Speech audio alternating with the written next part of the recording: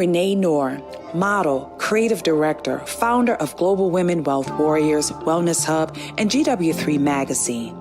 I dedicated my life and devoted my career into helping women and girls to achieving their goals.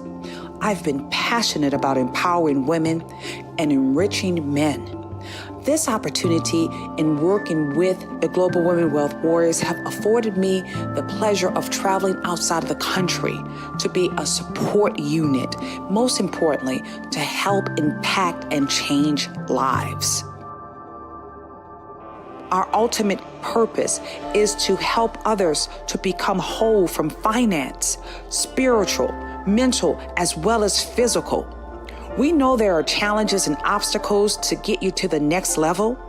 However, it's time for you to level up, boss up, and welcome to Power to Soar.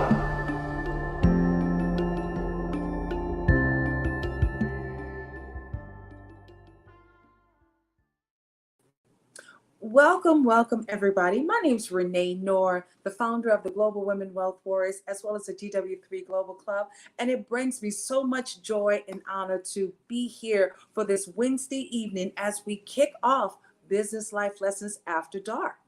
It's been a great way to not only help us to win our Winning Wednesdays, now we're going to also continue on these great conversations, talking about some of the current affairs, as well as deep dive interviews with some of our amazing giants that's doing some great things in the community. One of the people that I'm going to be bringing to the stage today, not only as I have the opportunity of meeting Mr. Manny right there in Las Vegas for one of our risk-on conventions, but what I greatly appreciate about Manny, he has been a man that's very fearless in his work. He has strong work ethics. Not only is he a lawyer right there in New York City, he's a man that knows how to take on, these new challenges where it relates to life, as well as with things that's taking place in the world. He also is a man that's all into this whole cryptocurrency space, the new generation of currency, and just so much more. So I'm looking forward to not only having Manny to join us, but one of our other dear people that's going to be joining us is one of our warriors, Miss Dr. Laura Cobb. Dr. Laura Cobb is very passionate when it comes down to family, as well as just focusing on the entire mindset. And we know just recently, guys, we've had a huge awakening for us, especially what took place in Texas. Not only we're going to talk about our current affairs, we're going to also tell you about what's taking place within the GW3 Global Club, how we're going to be working towards improving families, as well as working closer with our youth. But one of the greatest things I want to share with you guys, you're not alone, especially those who are going through some moments in time.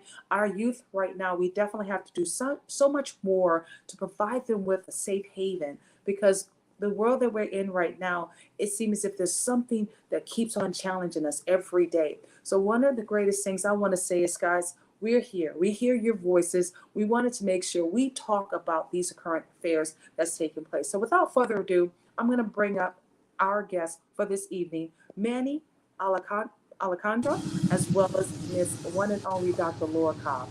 Hello, Manny. How are you doing today? Great. How are you? I'm doing super fantastic. And hi, Dr. Laura Cobb. How are you feeling today? I'm well. Thank you so much. I'm happy to be here. Awesome. Well, guys, here we are with Business Life Lessons After Dark. And, this is one of the ways that we are able to connect with some of those humans that are not able to connect with during the week schedule from the 12 to 2. Now we're bringing these current affairs right home to you today. Now, I know for sure we've all had the wide awakening of what took place in Texas. And my goodness, I'll share this with you guys because I was doing a lot of traveling recently with my daughter. And it's like one situation that keeps on happening, not only to our kids, but also to family. So Manny, when you first heard about this, how did it impact you when you first heard about this whole massacre that took place in Texas?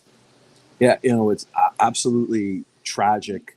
We were talking about in New York, we had a Goldman Sachs employee who was murdered on the subway. So on Sunday, this Goldman Sachs analyst, I think he was in his late 40s, he was going to go to Manhattan to meet a friend for brunch. He lived in Brooklyn in Park Slope. He loved New York. His family loved him. He loved his family. He was very close with his nieces and nephews, I understand it. And he was passionate about life. He wanted to go to Manhattan, and he was struggling with a lot of the surge pricing that we experience in New York with Uber and Lyft, because the subways have just been tremendously violent.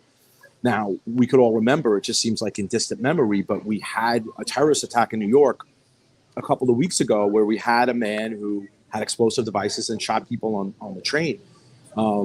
So we're still dealing with that. And just out of the blue, this individual was decided to take the subway.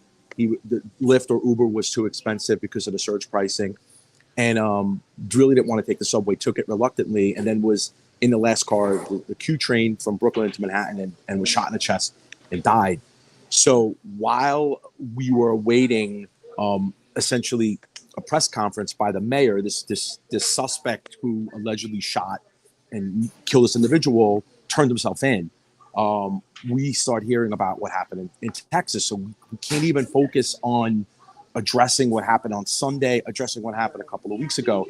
And it's event after event after event. And it's this insane violence, behavior of, unfortunately, a lot of people, especially in New York, are recidivists, have committed many crimes in the past, and they just continue to commit crimes.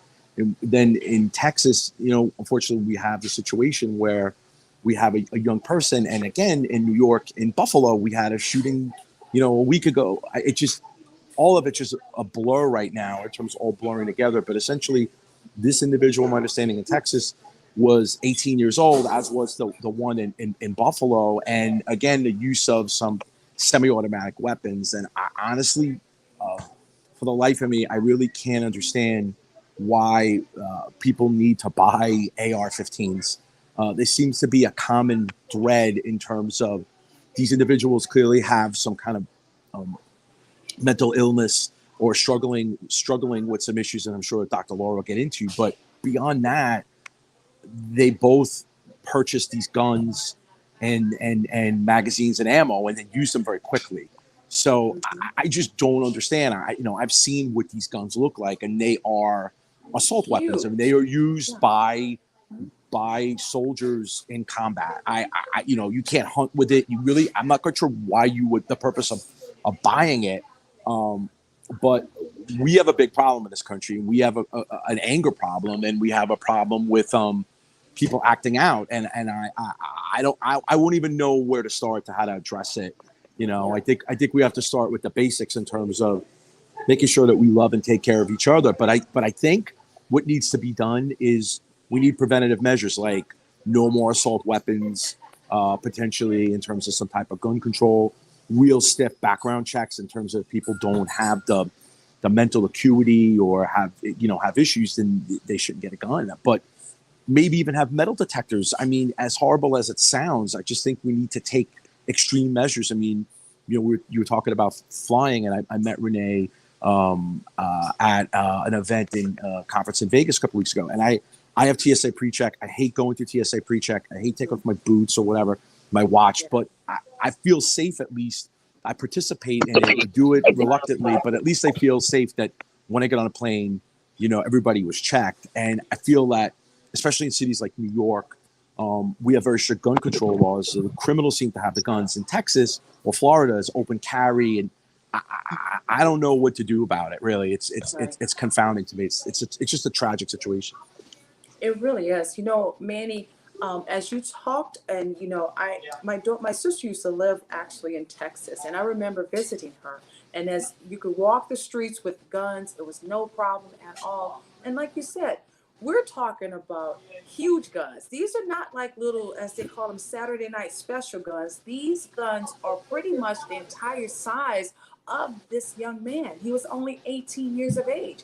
And when you think about it, what is it that we're really giving our kids? I think also, Manny, when you think about this, the games that kids are playing, unfortunately, it's showing them how to kill. It's like kill, conquer, divide. It's not like we have anything that's used to help to stimulate in a ritual sort.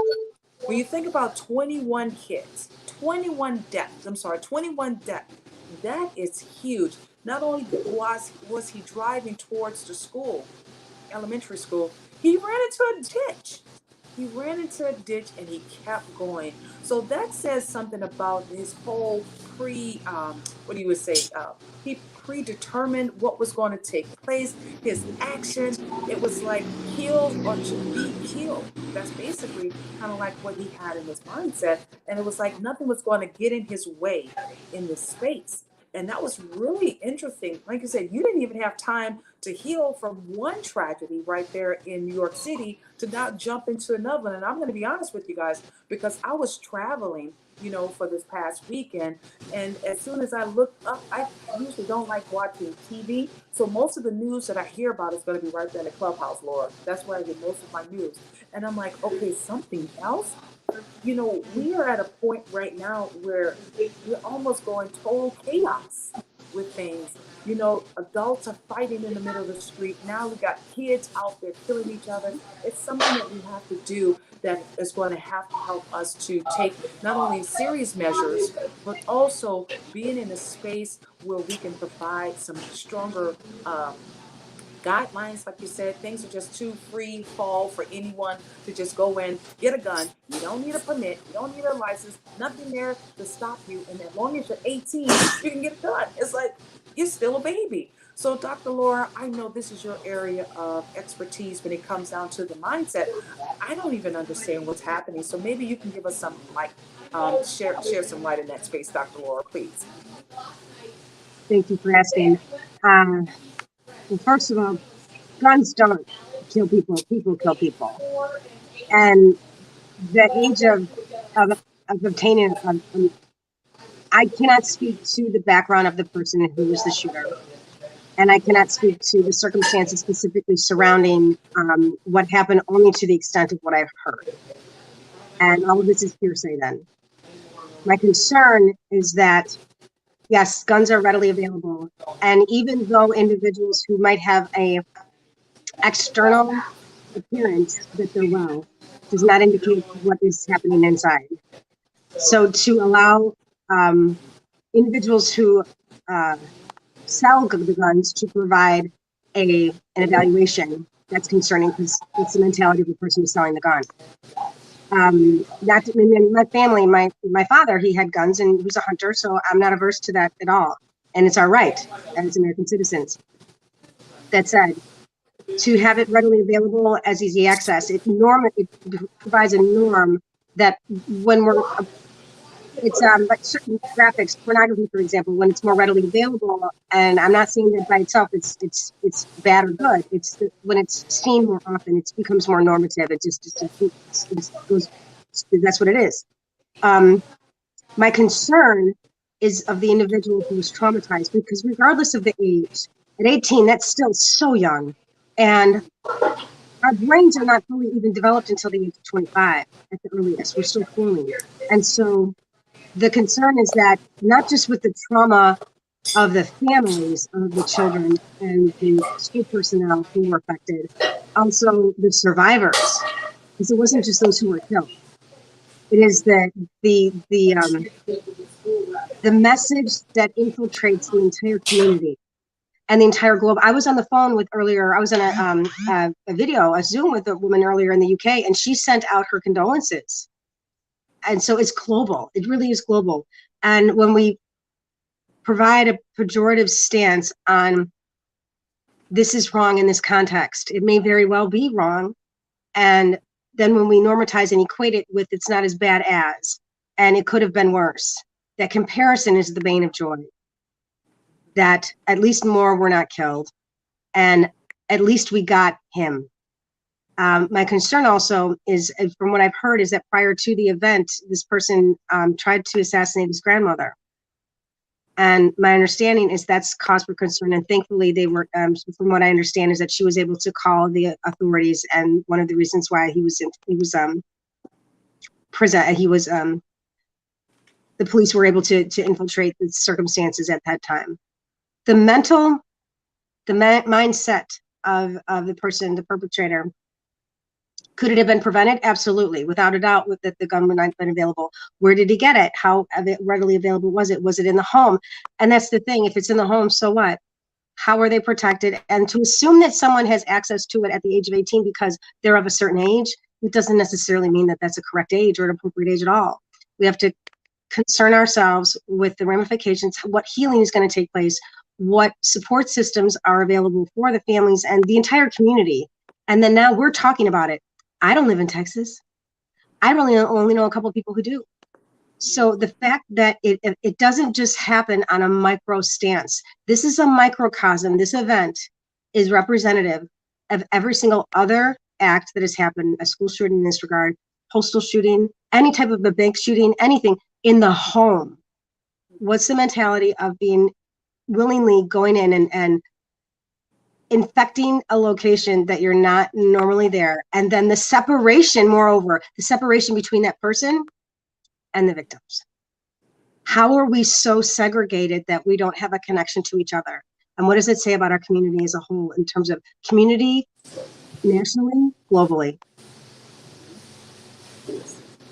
I like what you said in that aspect, because where we are right now, we are dealing with the hearsay until everything is proven. However, I notice in regard to just the families, now the entire families are impacted, and not just the close family. I'm talking about cousins. I'm talking about relationships after that, and now also kids are truly going to be, like you said, traumatized probably for the rest of their lives because they've never experienced anything like this. And even with the parents, they're going to be traumatized as well. So then we have to talk about some things that are some ways of being able to mend this, because it's not so much like repair, but right now we got to do a mending, a healing process. And that healing process is going to take some time, because think about it, when you're talking about the 21 lives that are no longer here, it's like a huge takeaway just even by losing one life is impactful. But when you're talking about 21 different lives all across the world, that is truly, truly horrific. It's truly horrific. So where we are in relations to what we have the obligation as well as the responsibility, we take the initiative in doing things a little bit differently with the GW3 arm. What we want to focus on is how can we do our part as not only abiding citizens, those citizens that really want to support families, especially our youth. Manny, when I met you out there in Vegas, it was definitely a great opportunity for us to learn more about each other, connect, thanks to Todd out alongside with C Rock. I mean, who would even imagine, this great energy came from it? And I love the fact that we had so many like-minded individuals. But one of the greatest things that really was really, I guess, drawing my energy to you is not only do you love kids, you love being able to impact the lives of our future leaders. You're dealing with right now you're in New York City. You absolutely love the stock market, but I love the fact that you have an appreciation for future currency as well. And a lot of people are still in that space, Manny, that truly cannot understand, the importance of Bitcoin as well as the space of cryptocurrency. I've gratefully said in 2016, going into 2017, I put a pause to my life alongside with my daughter so we can at least embody and learn this space. But I love what you have done as well. Sometimes, this is the quote I said earlier, sometimes we have to make the sacrifice, if not, we're going to become the sacrifice. And with you, I love how you've been so proactive in making a huge impact in lives right there in New York City, but then all across the world. So share with us, why are you so passionate about helping our youth to bridge this gap within this financial literacy space, man? Please. Yeah, absolutely. Thank you. Yeah, so I, was raised in Brooklyn. My dad's from Italy, so he's, an Italian immigrant, a first generation on my dad's side, and my mom was born in Brooklyn, New York.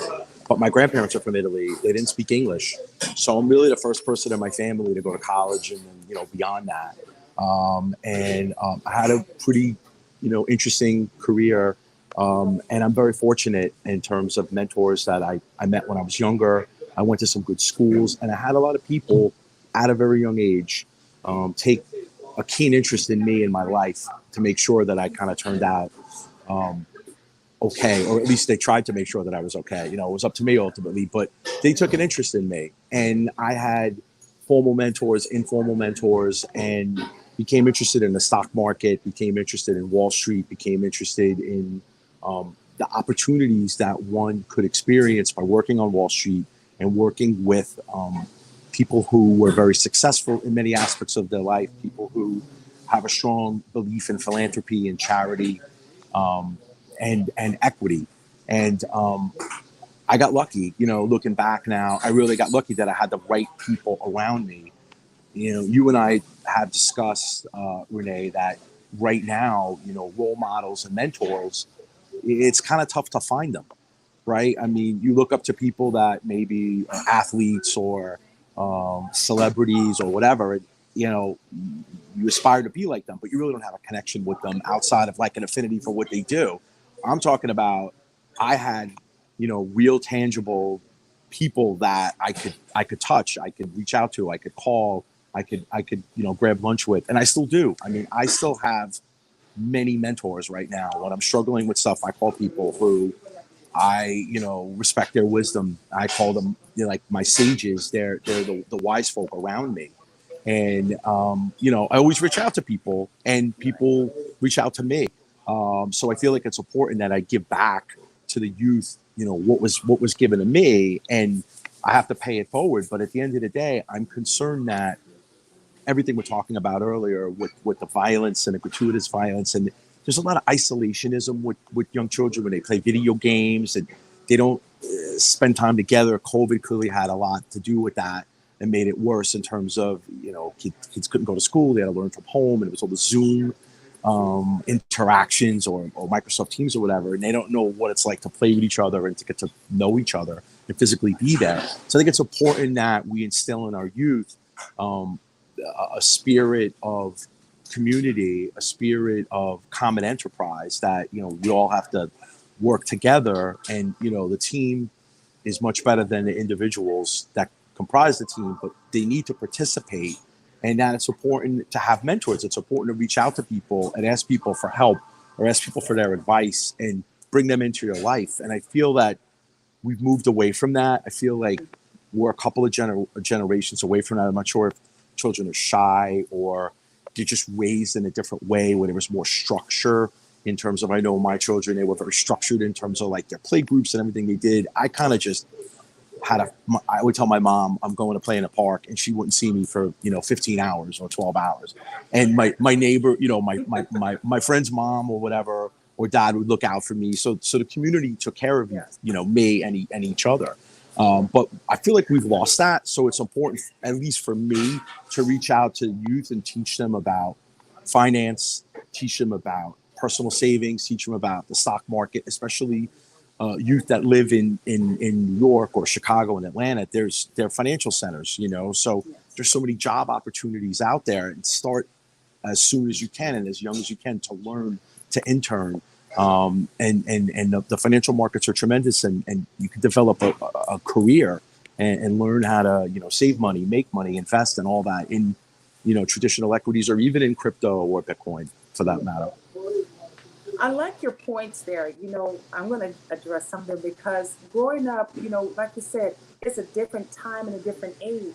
We didn't have as many televisions. We were talking about this earlier. We had two TVs in the house, one in our parents' room and then one in the family room. None in the living room, none in the dining room. You know, some places have televisions everywhere you look.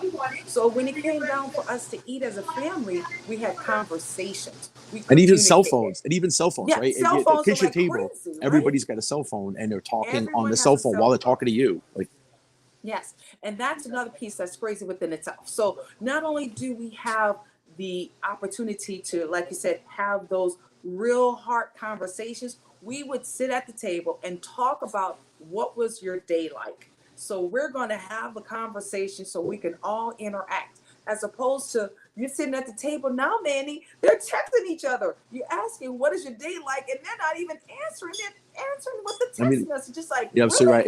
It's so important to, you know, the Italian American community, and, you know, Italians and Europeans in general, you know, especially Italians in Italy, the sense of community, the sense of eating, you know, at a table and a family and celebration and communication, and everything was kind of hashed out at the kitchen table, right? And Yes. that's over today. You know, there's too much isolationism, I feel, and less a sense of community, even amongst the families and within a You know family. what? You said isolation. If my daughter would go into her room and lock the door and tell me I can't get in there, oh, that's not even happening. You know, when we tell these kids, oh, you can't come in the room, why can't you come into your room? You know, kids have totally, and I know when we were younger, we couldn't lock the doors. We truly couldn't fuss if our parents whipped us. Come on now, we could not fuss if our parents whipped us. If they wanted to share the express, as they say, spare the rod, they could spare the rod. These days, we can't even discipline our kids without having a 911 being called. And so right now, they just totally have taken, you know, parenthood to a whole different level. It's truly to a whole different level. So I'm grateful that you shared that, because each one of us have grown up totally different. You know, I truly was like a part of that. My mom and my dad, I couldn't even go spend a night by my next door neighbors, guys. I could not. My first time ever having a date, I went on a date with my mom and my dad, because my mom like, oh my God, I'm not going out with a strange person. And so my dad was like, you want me to, do we really have to wait till my dad got home from work in order for us to go out on my first date, which was pretty cool. Nowadays, there's no morals. People are just going.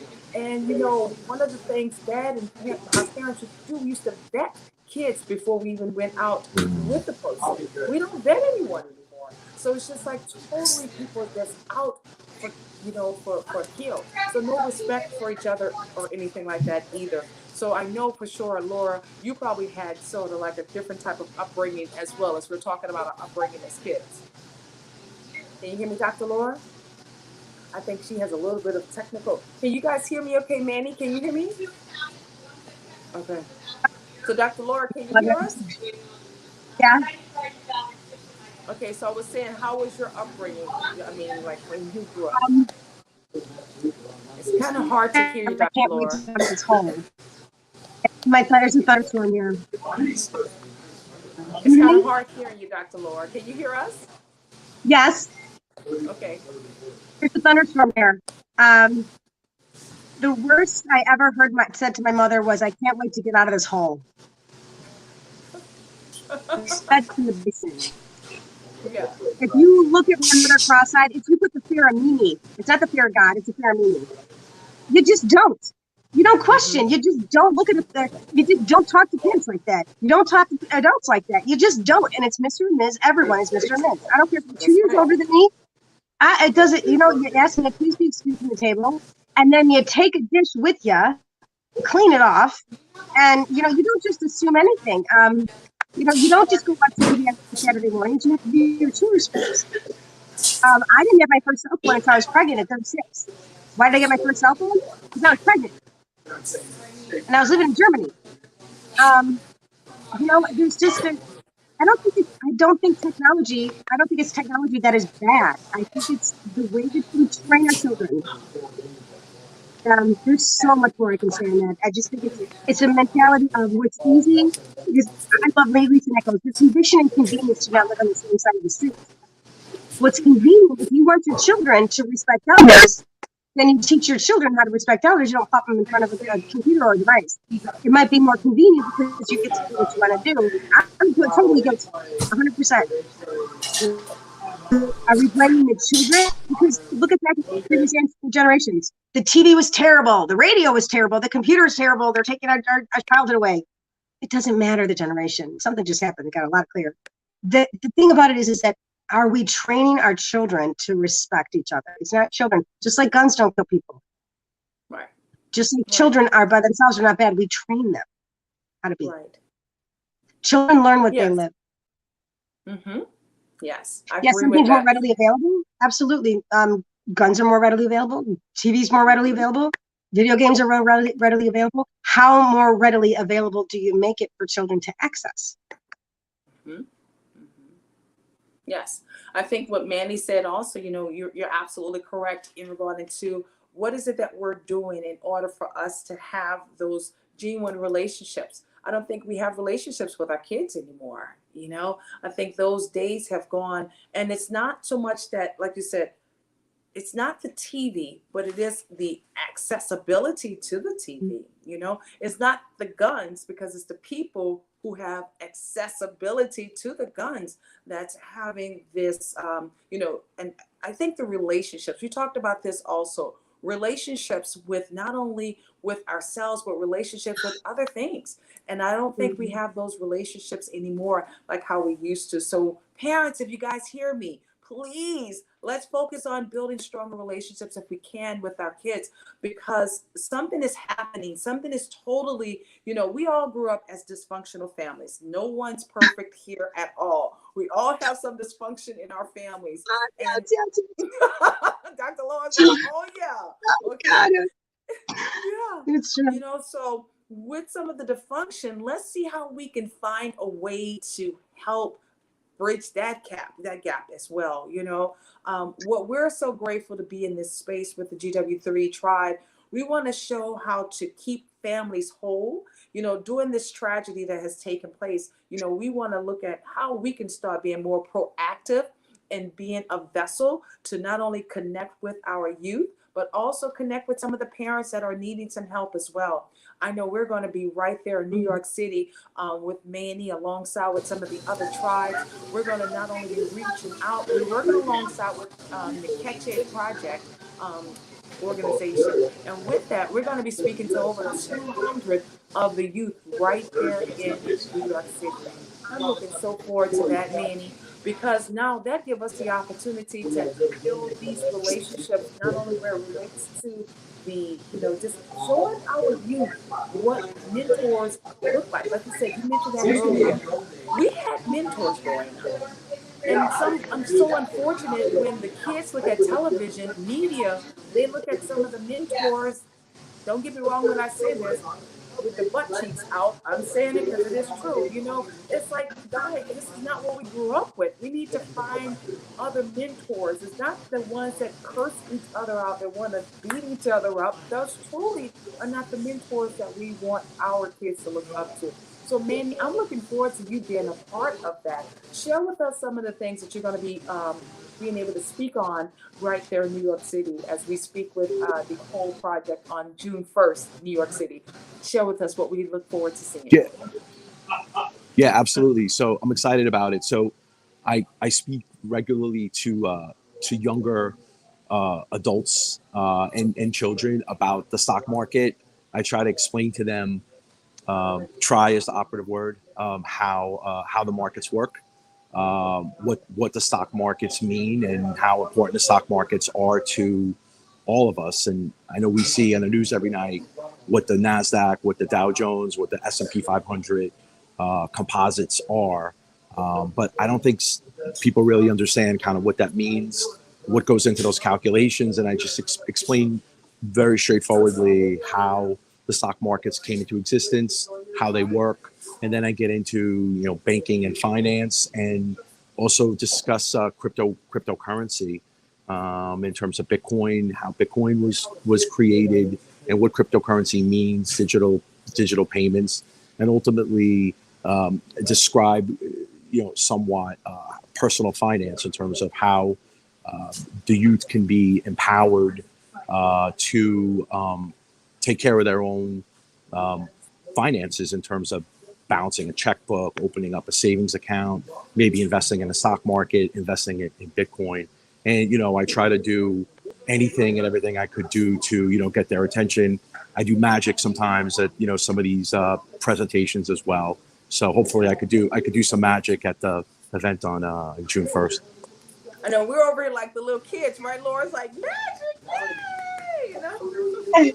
I've hired two magicians from Clubhouse for my son. Uh-huh. It's so fun. They're really good too, and you can do it over Zoom, but it's much better in person, I'm sure. Oh yeah, I love it. I truly love it. Thanks, Manny, for accepting the invitation to not only be able to pour back into our youth, but to also be that role model, because one of the greatest things, as women, we always, we are Global Women Wealth Wars, but we are GW3 Global Club. So with that, we have men as well. And we definitely need more men figures. You get the opportunity, Manny, of meeting our very own Jeff Moffitt. We call him Pastor Jeff. We get an opportunity of meeting him, as well as we have Brad. We have guys from all over the world. Brad is originally from Australia, and Oh, I know great. you went there in Italy. Oh, God. Let me tell you, Brad is just amazing. So, of course, we'll be preparing for our Power to Soar Leadership Conference in August, which we'll have another opportunity of pouring into 100 of our youth there. So we have 50 girls and then 50 young men that's going to be a part of that experience. But it's going to be so amazing. So not only do we have New York, we have New Orleans, my hometown. So we'll be going there for July the I guess it's July 1st through the 3rd, and on July 2nd, no, July 3rd, we're going to have our outreach program where we're going to be impacting the youth, and then we'll be coming right to Atlanta. So it's all about our future leaders of tomorrow. Guys, we are the vessels that the world needs to, that we have to be able to do our part in empowering our youth, so therefore they can have the right role models. We were talking about this earlier, where it relates to these video games as well as all this crazy stuff with technology. Let's help our kids to become the next inventor of a video game that's going to be one that's useful, as opposed to the ones that show them how to kill and destroy. Let's help our youth to become the next president of an empire. Let's help our youth to become the next president. Right now, we got another opportunity for our future leaders to become presidents, as well as the first ladies. Let's help build solid foundations for our youth. What do you have there, Dr. Laura? Is that electricity? What is that? That's insight. Maybe I'm getting a little insight from you here. I mean, you have an idea. Like, listen, people, listen. She's got a thought. This is important. Listen up. Okay. I love it. Yes, absolutely. I want us to build more scientists, astronauts. We are looking for the next, not only entrepreneur, but also the next engineer. This is the space that we are wanting to develop for our future leaders. No guns, please. I'll share this with you guys. I've never had a gun, and to be honest with you, our family never had a gun either. So now it's like everybody walks around with a gun. It's a little bit more of a place that is automatically, when you are in possession of certain things, you're going to react upon that. And it's about energy. Let's talk about that for a moment. Energy. The energy that you are pouring into all of this negativity, guess what? You're going to attract that negativity. It's automatically going to be there. Manny, what an amazing weekend we had with Todd Alt and that entire team. Wasn't it incredible? Oh my goodness. It was like explosive, the energy that we had. And it was like from one experience to the next. No negativity happened. Everybody was uplifted. We were learning. We even was able to earn Bitcoin. Wasn't that powerful? Yeah, it was tremendous. And, I always am amazed when a simple question is asked of people like, how's your day going? Right. And you kind of have an idea who you're dealing with. Some people are like, my day's fantastic. I'm alive. I feel blessed. I feel fortunate. I have gratitude. Other people are like, well, what their perspective, Yeah. the glass is half empty. And, they're not focusing on the positive things in their life and focusing on, feeling fortunate that, they're in a situation that they're in. I mean, things could always be better, but I feel like positive energy is kinetic. Positivity, breeds positivity. And I think, like, you hit the nail on the head, Renee. The news is so negative. It's COVID, now it's monkeypox, and then we have these, these horrible shootings, and it's all negative, negative, negative, negative. And it's rare that you hear any kind of positive news, and anything positive about the world. Especially, post-COVID, we have the war in Ukraine. I mean, there's just a lot of negatives, and it's important to be positive and to pass the positivity and a positive point of view onto society, and especially onto children. I mean, we should teach children, to be happy and to be positive and to be hopeful. And I think, unfortunately, a lot of what we're talking about has kind of dampened that down from my perspective, unfortunately. It really has. You know, it truly has as well for me as well. So that's why we have to be the light. We have to be the ray of positive energy. You know, if we start with just this small movement, we're going to attract other positivity. And I'll say this too, within our GW3 tribe, we're all over the globe. Just earlier, we had Samira right on in Paris. We're in Canada. We're in London, alongside Dubai, Africa. So we do have some control over how we impact and the array of good energy and positive energy that we push out into the universe. And automatically we know we're going to get exactly what we put out there, you know, and that's the richness about having the life that we live. One of the things you said, Manny, how you start your day. Certain people you don't even want to call because you already know what's going to happen. Oh my God. Certain people, you don't even ask them, how was your day? Because you already know what they're going to say. It's like, you just want to say, are you busy? Okay, let's just start talking.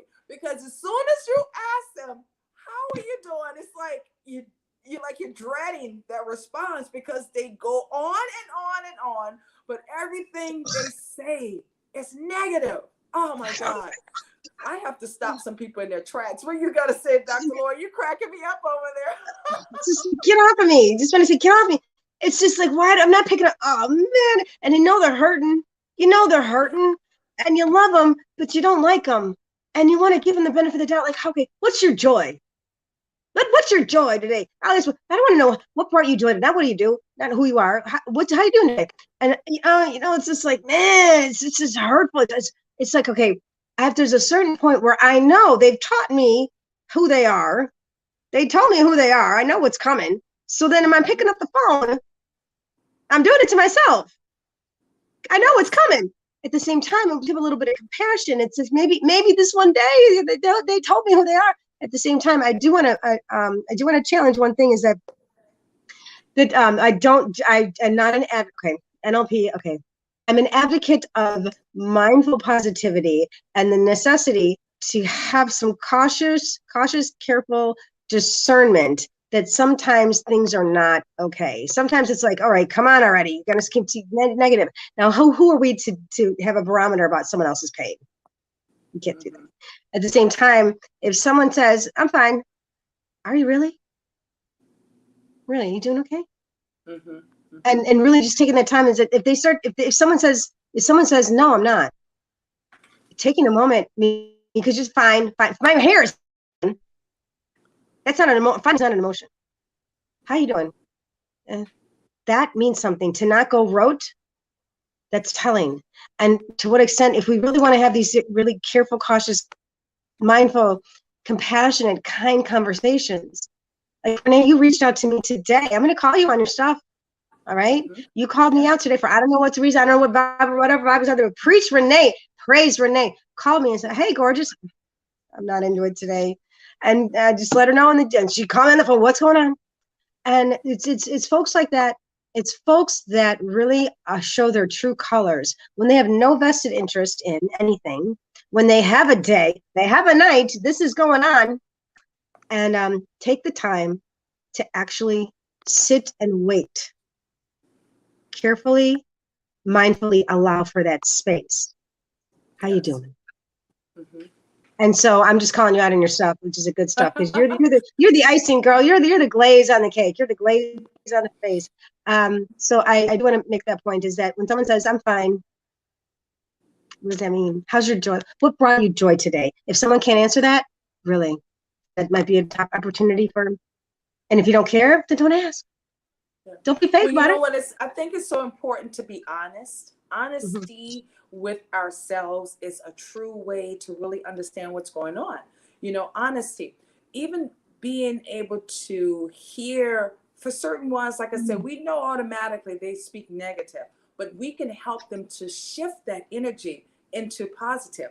You know, if I hear someone speaking negative, automatically I look for ways of a solution. But first I listen to a certain degree. I want to understand what's really going on, because sometimes you just have to be that listening ear for individuals. But if the same conversation or the same conversation continues on reoccurring, it's that person. So You got because the person have those bad habits, unfortunately what happens, we keep on going backwards, self-sabotaging ourselves, right? Because we are going to those things, that familiar space, and sometimes we get stuck.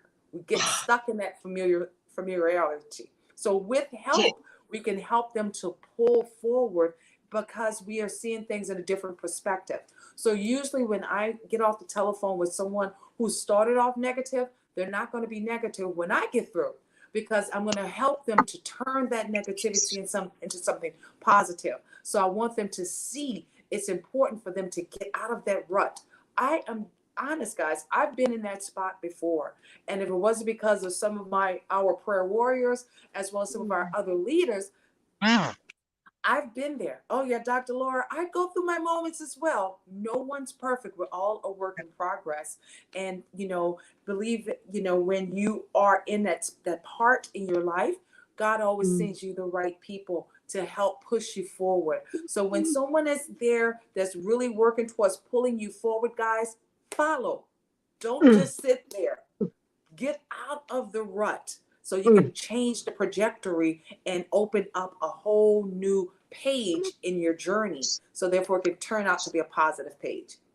That's my And I recommendation. think there's a point where you have to set your own boundary too. I mean, you're really good at it, and I respect that. Is that it's not okay. I love you. I love you. Sometimes I might, you've never said this in my family, I'm speaking of myself. I love you. I just don't like you right now. And so I maintain I'm a people pleaser, and I will let you stomp all over me. Not today. This is what's okay. I can't, last night I was on the phone. I can't have this conversation at this moment. I can't continue this conversation. What brought you joy? And it doesn't happen. I respect myself enough to not today, It was not like this for a very long time, only until recently, that I can't have this. I won't have this. I won't have this conversation right now. I need some positivity. And if you can't give that, if you can't offer that, I'm not at a place where I can stand on the phone. And I don't mean to be hurtful about it. It's just moreover that I'm willing to protect myself in order to give to them. I want to ask a question to Manny, because Manny, you hear women, we're going to talk, we're going to have more of our way of being able to just express ourselves.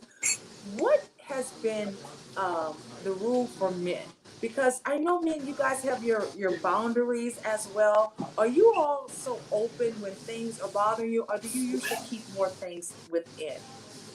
That's a good question. I think it depends who we talk to, right? So, like I have different kinds of exteriors for kind of stuff I do. So, I'm an attorney, so I have my kind of attorney exterior when I'm the attorney.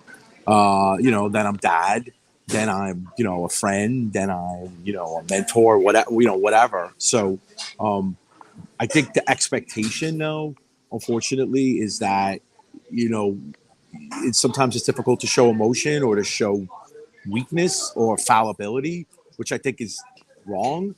But I think it really depends who you share it with, and because if you share it with a person who might not know you or has expectations of you or kind of judges you based upon your bio, they might not react to the way you would expect them to react.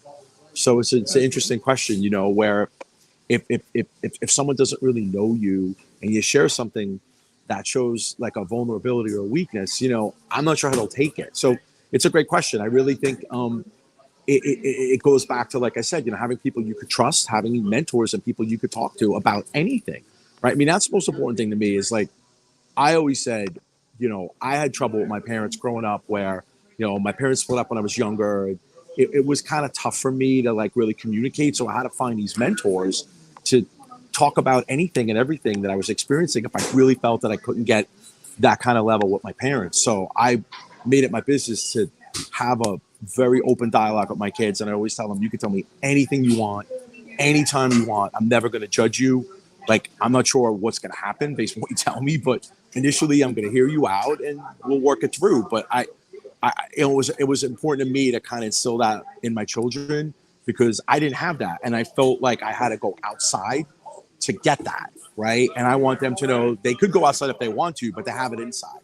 and they're able to share with me anything that they want to share, and I'm not going to judge them or anything, and we're going to, you know, deal with whatever comes. But having those mentors, having people that you trust, having people that you're not embarrassed to say things to, oh my God, that's so valuable, you know, in terms of like, if there's people that I could talk to and I tell them, you know, stuff that I would never want to share with anybody else, right? Because I'd almost be embarrassed to. But these people, I feel so comfortable to tell them. Yes. You know, it's great to have that. I feel fortunate that I have those relationships. I love that. I love hearing that, you know, because men, I'll share this with you.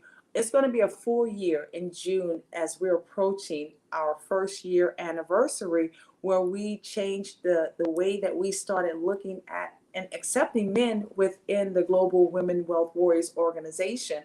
Because of that, I realized that men were going through such a shortcoming. Men were going through more heartaches. Men had serious issues that we probably didn't even notice as women.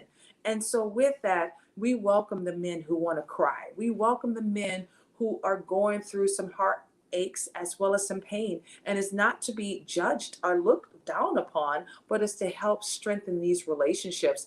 And, you know, that's the key with where we are, because everyone have gone through something. It doesn't make sense for us to keep pushing people farther down.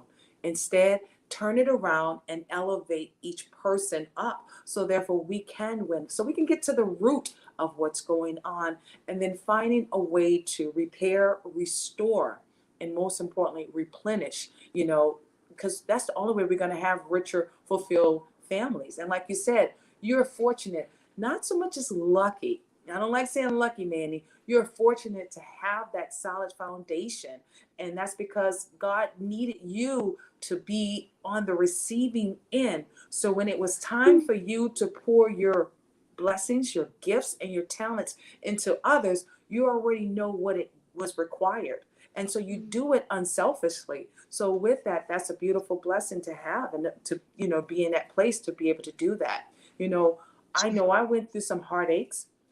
I went through a couple of hiccups, but I'm grateful, because through that, that's where you find that character. You know, we are all a work in progress. And because we're a work in progress, when we learn a little bit more, that give us the opportunity to push more good energy out. You know, one of the greatest things that we're doing right now, helping some of our single mothers and their young kids, their young boys, to go into a program with Steve Harvey's Young Men Mentorship. And that piece right there, those guys will always have they will have men to look up to. You know, so many of our young men are growing up without father figures. And that's pretty much of a hardship within itself. And even just the whole unity of showing what a family looked like. I know my daughter at the age of 5, she had to go through the moments of her mother and dad going through a divorce. And I remember, even at 5, don't think your kids are not paying attention. They pay attention to everything. Everything. Guys, my daughter even told me, Mom, why don't you cook and I'll call Dad and we'll invite him over. Let him know, tell him that you're sick. I'm like, tell him that I'm sick. So in her head, she's trying to get Mom and Dad back together.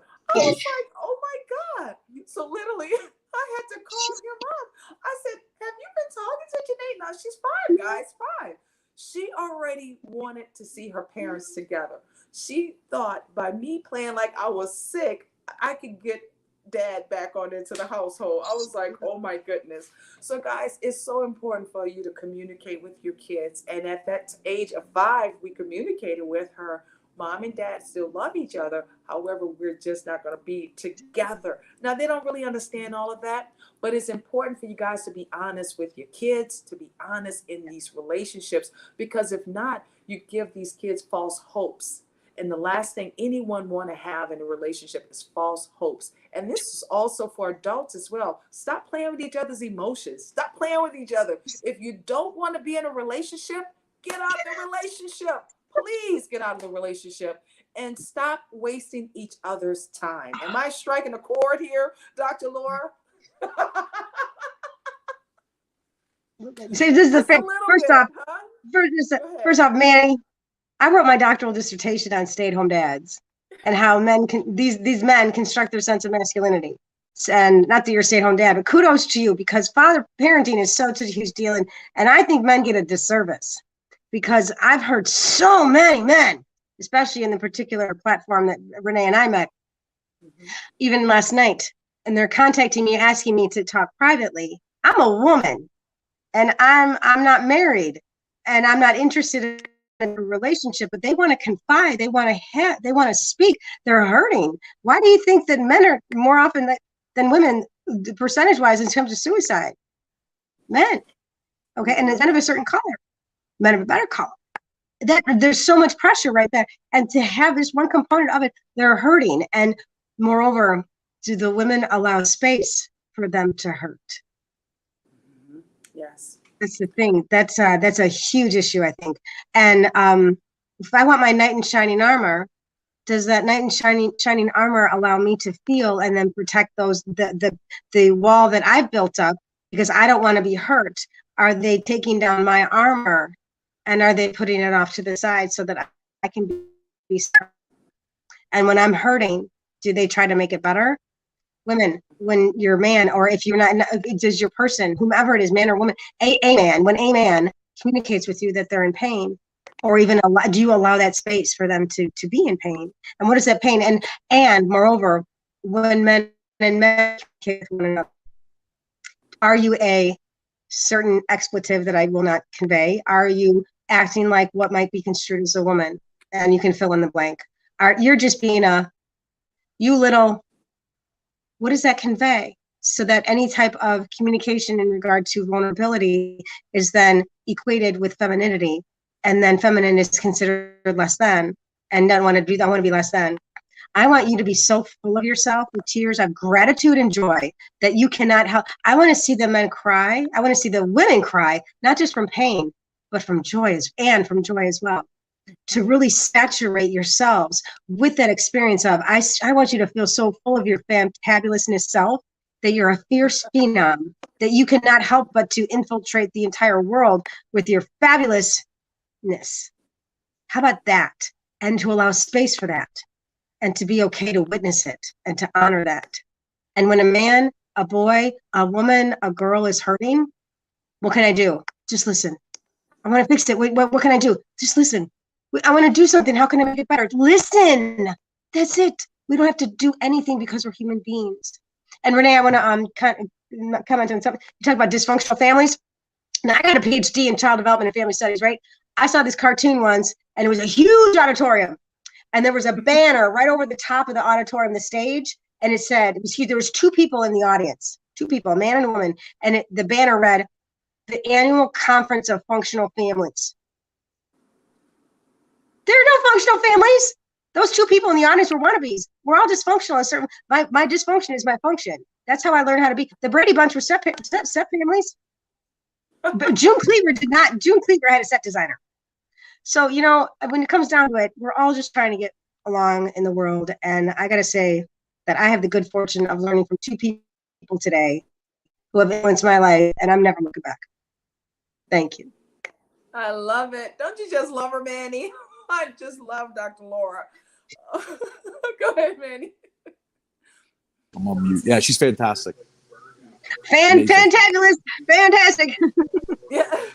Now, Dr. Laura, where are you based out of? Please share with us. Where are you based I'm in Chicago. I'm waiting for your tour to come out here. Chicago. Chicago. Oh, man, we're not going to Chicago. It's too cold there, Manny, right? It's true. It's hot. It's hot in here. No, he's going to. I'm getting a little hot. It's getting a little hot in here. Yeah, I'm going to Detroit, so that should be fun. Yes. I know You should that's get Detroit. chilly there. Windy City, Chicago. Windy City, beauty.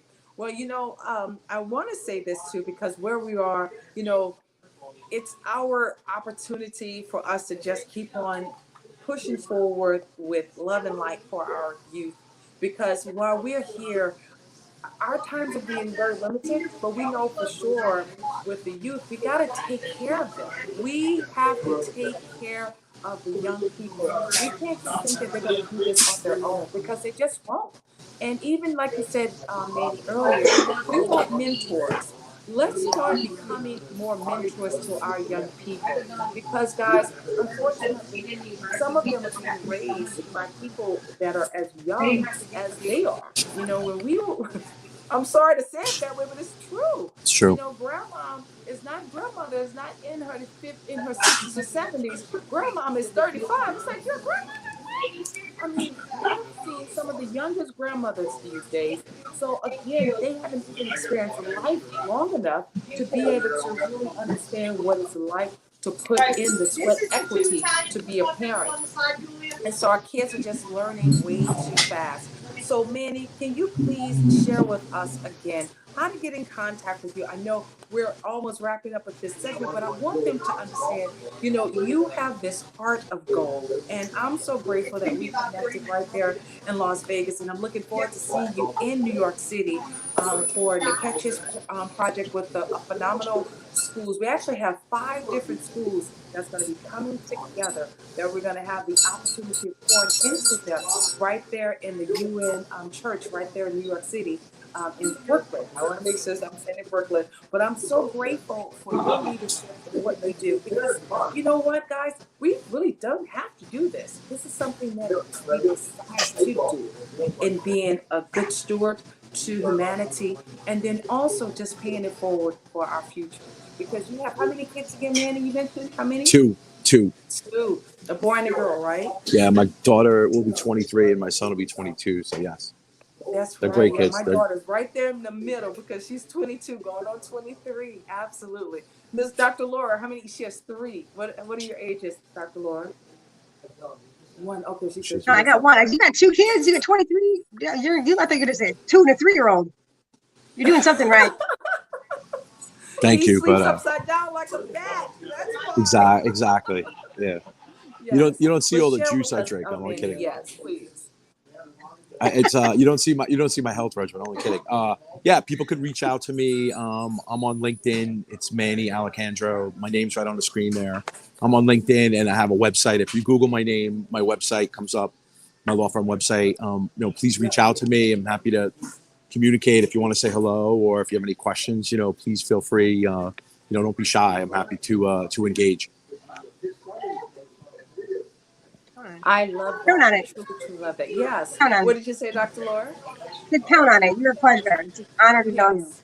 Well, you know what we're gonna have to do with Manny. I know Manny's driving right now. He's in transit. But one of the things we do on Fridays, Manny, with the men, we literally have Tom Ford Fridays. And with the Tom Ford Fridays, we always get it from the man's perspective. And Oh, with those Tom Ford, I know, right? Oh yeah. Oh my goodness, the ladies be chiming in. They are always in the chat. They blow the chat up. But how Pastor Jeff has it, it's all about the men. So the ladies don't have the opportunity of saying anything. So what they do on Wednesday night, which is tonight, the ladies will have an opportunity of being able to respond. And oh my goodness, I mean, it's so powerful. Last Friday we had Renee Godfrey alongside with Jonathan Simmons as well as Pastor Jeff. Oh, I was cracking wow. up laughing. It was hilarious. They had over 200 comments in the chat, I, Manny. 200 comments. The Wow. ladies I were was just. laughing watching it. What were you I was saying? laughing watching it. You were watching it, I huh? was laughing watching it. It was hilarious. And, you know, he provides them with so many different ways of how they can, interact with relationships. But one of the greatest things I love what Pastor Jeff does, he keeps it live, he keeps it very relevant and full of energy. And so tonight we're going to have it from the ladies' perspective in regard to, responding to some of his questions that he asked the men. But man, oh my goodness, there's one of the guys that's on with him as well. His name is Sean. You've had the opportunity of being blessed by the 10K card as well. Basically, Sean, he said, you know what, ladies, I want you to chime in. Oh my God. Oh, they were trying to chime Wow. in. That's just like, no. He put it on pause. Absolutely not. Oh my God, it was so funny. And I mean, you're talking about different personalities, different nationalities. You're talking about Latino. You're talking about Hispanic. You know, because Samira, she's from Spain. She's from Spain, but she lives in Paris. So we have ladies from all different ethnic groups, all different backgrounds, as well as age groups. And then they just want to blow it up. But one of the things I realized, Manny, we have a lot of our ladies and some of the gents, they're single, and even some that are married. So what we like to do is get the perspective from both sides. And then Great. where we can get everybody to chime in and make the conversation really healthy, strong, but also not biased. You know what I mean? That's interesting. That's tremendous. Yeah. I'm excited. Yes, I'm yes. excited about next week. And I promised Renee she was going to help me with a magic trick and an illusion. So maybe we'll video it and we'll show it on this platform if you think we could do that. I would love that. I would love that. And you know, we'll get confirmation from the catch. I think when will you be back in New York City? I should be back Monday. Monday? Okay. So I'll have you and the catcher to definitely circle back around so therefore we can see how you can go and check the space out. But if not, come Atlanta, we definitely will do it. I cannot wait. Oh my goodness. Yeah. I know. Don't rule out Dr. Chicago. Laura love magic. You see her over there, huh? Don't rule out Chicago. It's just a hop, skip, and a jump from Detroit. You know, it's right. The train's right there. I mean, come on. You're gonna go to Detroit, Chicago. We got the Mag Mile. We got the Bean. We got the Ferris wheel. We got what? But, Just saying. You know, Chicago is cold, Dr. Laura. I'm sorry. Are you kidding me? Way too cold. It's 70. Yeah. It's 70. Cold smoke. It's 70 by the time he gets It's there, hot. It's as hot as you make it, girl. Because you're on fire. This girl is on fire. You're Yes, by the time he gets there, it's going to be freezing cold. I already know. New York, I mean, Chicago weather, when I literally traveled with Evan, I said, oh, I won't need a coat. Lo and behold, by the time I got there, this was like in September. Oh my goodness, the weather was so cold. I said, oh my goodness. It was like What you doing crazy. to So warm it I up? literally had to have all my winter clothes in September. So I know for sure it's going to be a pass through for you, but I'm looking so forward to seeing you next in New York City. Dr. Laura, please let everyone know how they can get in contact with you as well while we're preparing for Pastor Jeff alongside with some of those amazing ladies. They're going to be coming up in our second segment for relationships. So Dr. Laura, please let everyone know how to get in contact with you. Get in touch with that. Laura at drlauracobb.com. Laura at drlauracobb.com. That's Dr. DR. Laura at drlauracobb.com. Awesome, awesome, awesome.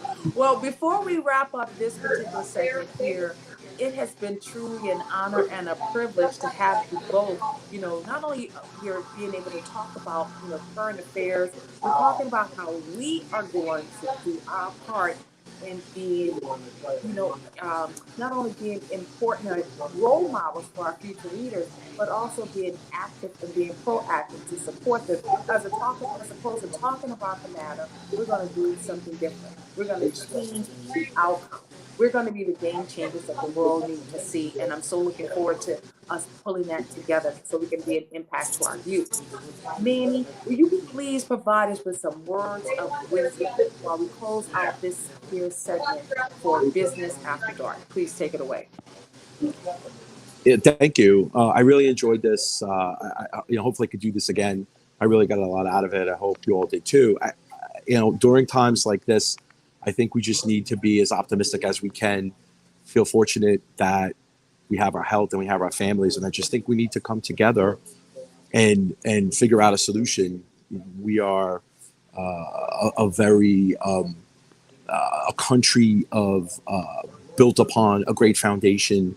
We have amazing people in this country, and we have amazing accomplishments in this country, and we've gotten through bad times in the past, unfortunately, that we had to suffer through, but we've come out always stronger. So I'm optimistic that we will get through this.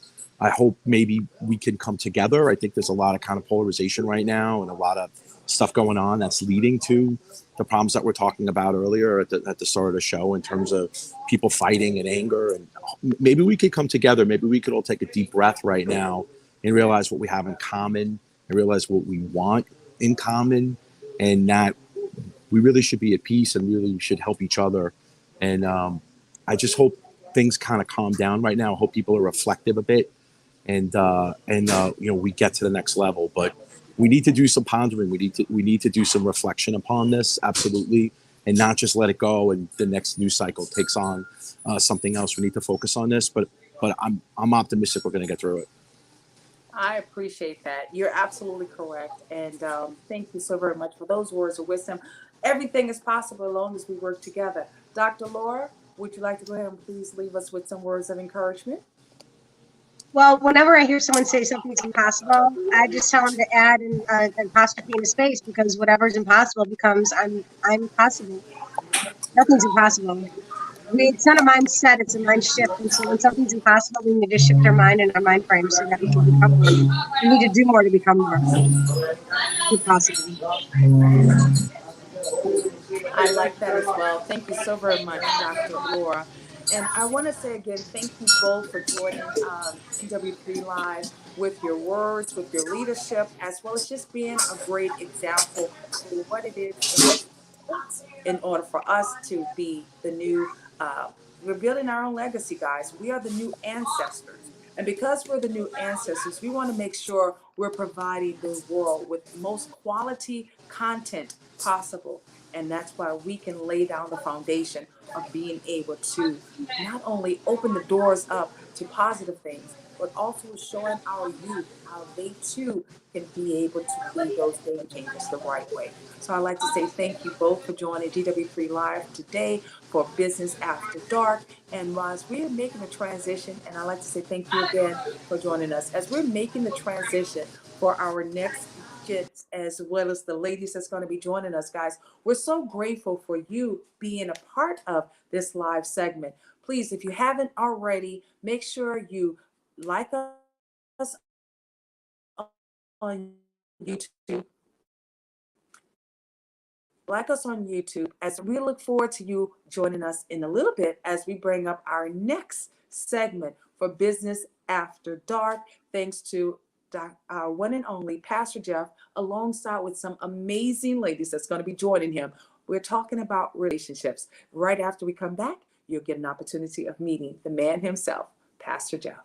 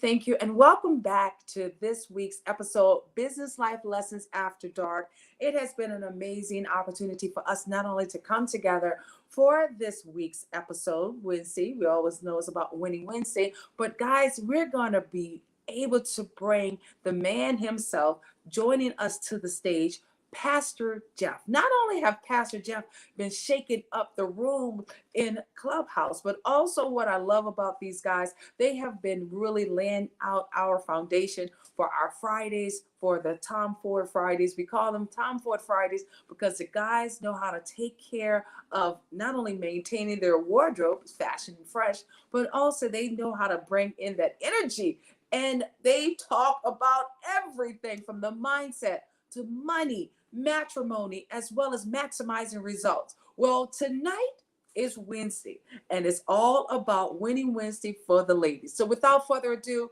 everybody, let's welcome Pastor Jeff. Woo! Hello. How are you doing this evening, Pastor Jeff? I can barely hear my Pastor Jeff, so let's see what's happening. All right. Can you hear me better now? We go. There we are. Yes, I can hear you. Oh my goodness. I am so excited about tonight. I was like, even when I was out of town, I was just cracking up listening to your dialogue with the guys on Friday. You know, you've been bringing some extra sauce on Fridays, Pastor Jeff. Yes, you have. You guys have been like uncontrollable. I know, Renee. You know, it's supposed to be the ladies are flies on the wall and the men are in the barbershop or in the pool room. And for men, it takes a little while sometimes to get us warmed up. And so we have to keep strictly to that rule of the ladies can't talk. So I know they're waiting for tonight where they get to tell me what was their takeaway from last Friday. Absolutely. You know, I am looking so forward to it. You know, when I looked at the chats, Pastor Jeff, I was almost like 200 chats. I'm like, wow. They were just like, you know, there's this little meme they have with this cat hitting the typewriter. Just, you know, that was remind me of that. Well, let's go ahead on without further ado. Let's bring these beautiful ladies here so therefore they too can chime into this conversation. And I hear you got an extra special guest that's going to be tuning in a little bit later on. But first, I'd like to bring up the one and only, not only is Miss Camille, she's one of our health and wellness specialists. She is a lady that's just about her business. She takes care of herself. And oh my goodness, every time I look at her, she gets prettier and prettier by the second. Without further ado, Miss Carmel John Francis. Hey, beautiful. How are you doing? I'm well. That introduction. Oh my goodness. Thank you. I'm telling you, look at her. Absolutely fabulous. I know. Thank you. Thank you. Yes, Absolutely. yes. You look like a little teenager over there. Absolutely. I'll take it. Thank you. She'll take it. And then our next beauty that we're going to be bringing to talk about these amazing relationships. Not only have I had the opportunity of meeting her in person, but she's also a dream. She's on the other side. She absolutely is fabulous. She knows it. She has that confidence. And my goodness, she knows how to lay it out. She's one of our married ladies. That's what I love about this. We can get it from a perspective of a single lady as well as a married lady as well. She has also one of our authors with the GW3 family. Without further ado, Miss Cassandra, beautiful. How are you doing? I'm well tonight. How are you guys? Oh my goodness. So happy to see you, beautiful. So happy to see you. So what I'm going to do, Pastor Jeff, I'm going to allow you to do exactly what you do best. And I'm going to excuse myself and just enjoy the conversation. So guys, enjoy. And thank you so very much, Pastor Jeff, as well as all our beautiful ladies for joining you for right now. Thank you so much, Renee. Well, ladies, are you ready for an exciting night? I am. Yes. All right. So what I'm going to do, the first question I'm going to ask is we're going to get right into it. What was your takeaway from our Tom Ford Fridays with the men? And we'll start with Queen Cassandra. I enjoyed it. Coming from a married woman aspect and thinking a lot like the different women who they was talking about in the beginning of my relationship and in my marriage, because a relationship is a two-party thing. But we go into a relationship thinking it's about us. Mm-hmm. And once you get to know a person from the beginning, before it's all over, that's 9 times out of 10, that's a different person. We evolve, absolutely. And Ms. Camille, same question for you. Well, okay, so I was in and out of the room.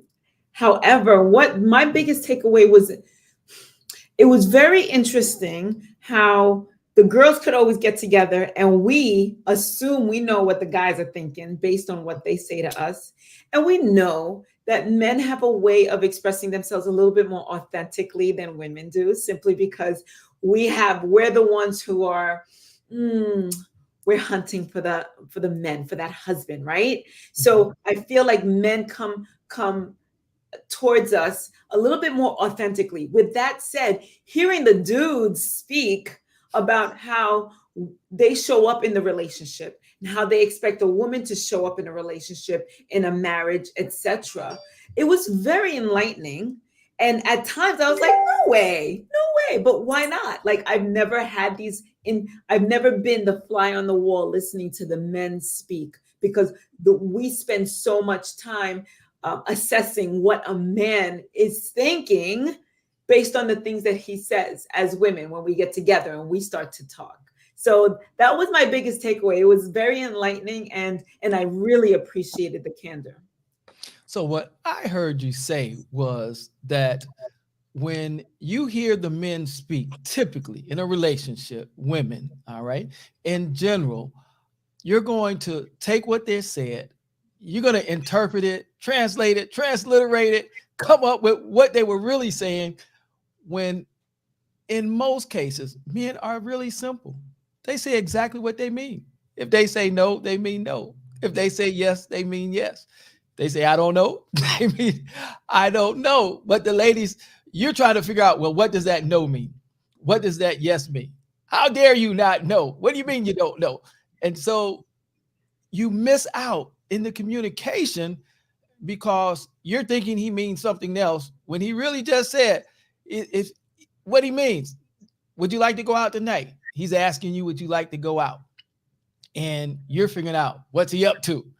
So I'm glad you were able to take away from the conversation on Friday that men, for the most part, because we can't put all men in the same boat because every man is different and each of us has our own level of emotional intelligence. But for the most part, men are simple. When you ask us a question, we give you the answer, and most of the time, that's it. So from that, I'd like to ask this question.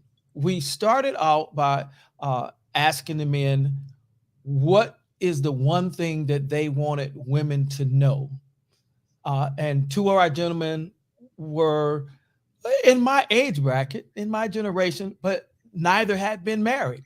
And so I know that was some interesting conversation to hear from a man's perspective who neither had been married at all and were still single. And so, Ms. Cassandra, we'll come to you. What did you get from their conversation? I don't, can't recall exactly, but being married to that particular man that you just described, everything he says exactly what he means. And he don't hesitate whether it hurts your feeling or not. You just got to learn to put on your big girl's panties, deal with that, and learn to. I had to work on me basically because I had to get used to somebody telling me no and meaning no.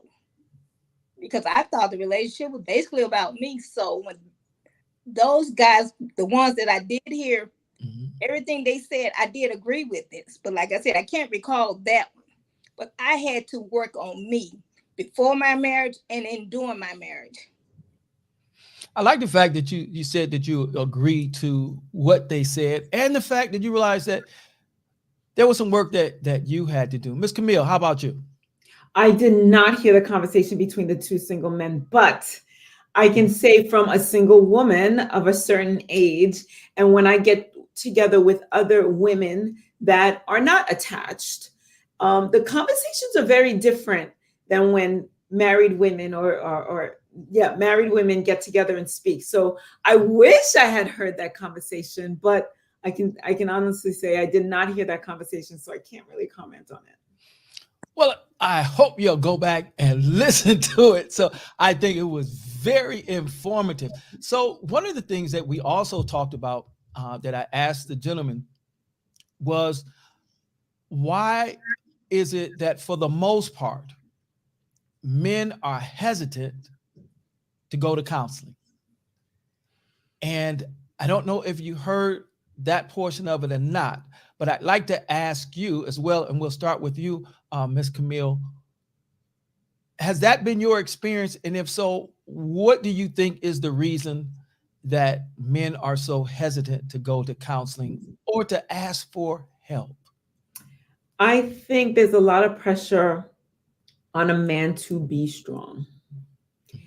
And that means mentally, that means physically. There's a lot of pressure on the man of the house to retain that dominance, that strength. And the second he'll show any type of insecurities and maybe what he's feeling or how he's feeling within his relationship, or even to seek outside help to make something at home stronger, I think to him, it looks like a sign of weakness. This is my assumption as to what might be going on in a man's mind, because I see it. I see it with the men in my family, my father, my uncles, my brother. There is a lot of pressure to step up and do what you have to do to make certain things work. And certain things means everything, because a man's duty, I say air quotes, because this is what's assumed of a man in his circle. His duty is to protect everything that he loves around him.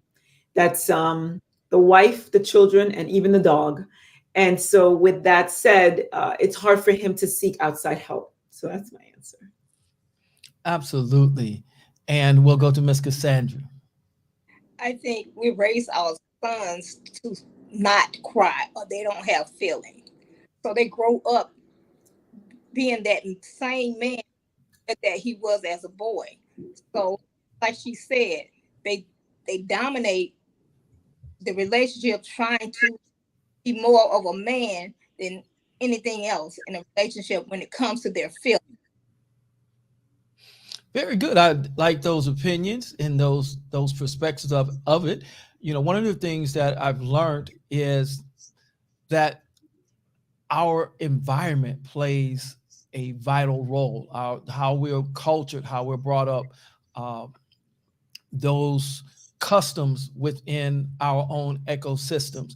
And so for those who may have come up in a situation to where you didn't go to the doctor, you didn't ask for help, and as you've said, Ms. Camille, that you had to be strong, and as you said, Cassandra, is that you don't cry, you don't show your emotional weakness, is that we then would build in our subconscious mind that we don't need help. And that's part of one of the things that we heard on Friday, is that the perception of going to counseling was a sign of weakness, and asking for help is a sign of weakness. Where in other cultures, it may be that you go to a psychologist or a therapist or a counselor, on a regular basis, and it's a sign of your status. It's just a part of the norm, is that if you're not doing it, then something's wrong with you. And so I think culture plays a vital role in it.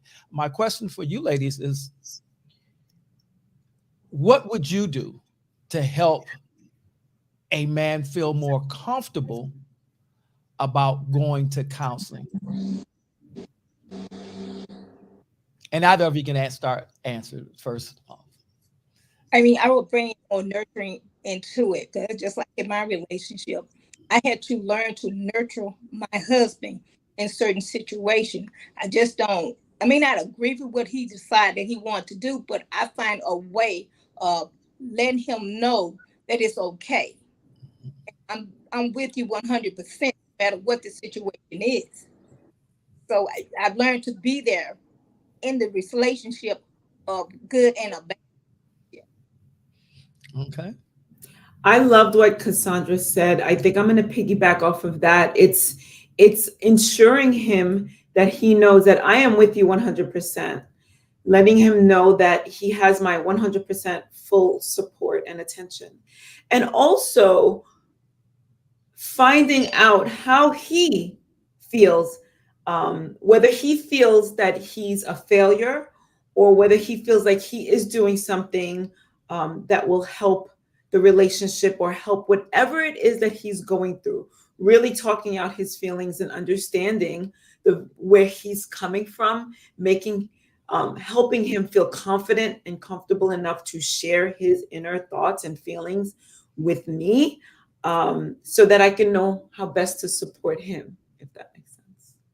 Okay. Now what we're going to do is give you an opportunity before I go back to some more questions. Give you an opportunity to ask me a question from the segment on Friday. So what's your questions, Miss Cassandra? Like I said, I got married at later in age. I was almost 40. So when I listened to the guy speak, knowing the person that I used to be and the person that I had to becoming, I just getting married, becoming a wife. I learned to use God in my relationship a lot. Because like I said, two becoming one to make sense. So like I said, God told me that I was the one that was not wife material. And I'm looking like I'm all that. Because this man, just like you said, he's very stern. He used to doing what he want to do, saying what he want to say. So I had to change me. Now, don't get me wrong. He had to change also. But God told me it wasn't him. It was me that he had to work with. And I've learned and understood my assignment by and by in the 23 years. Because God will use you, but you got to allow it to happen. I like you say you understood the assignment. And so you realize, if I heard you correctly, what I heard you say is that you realize that the only person in the relationship that you could change was you. Right. And that God let you know that if you work on you, then he'll take care of the rest. Exactly. You know, that's one of the things that I found as a pastor and as a counselor, facilitator for relationships is that, you know, I think it was Einstein that said for every action, there's a reaction.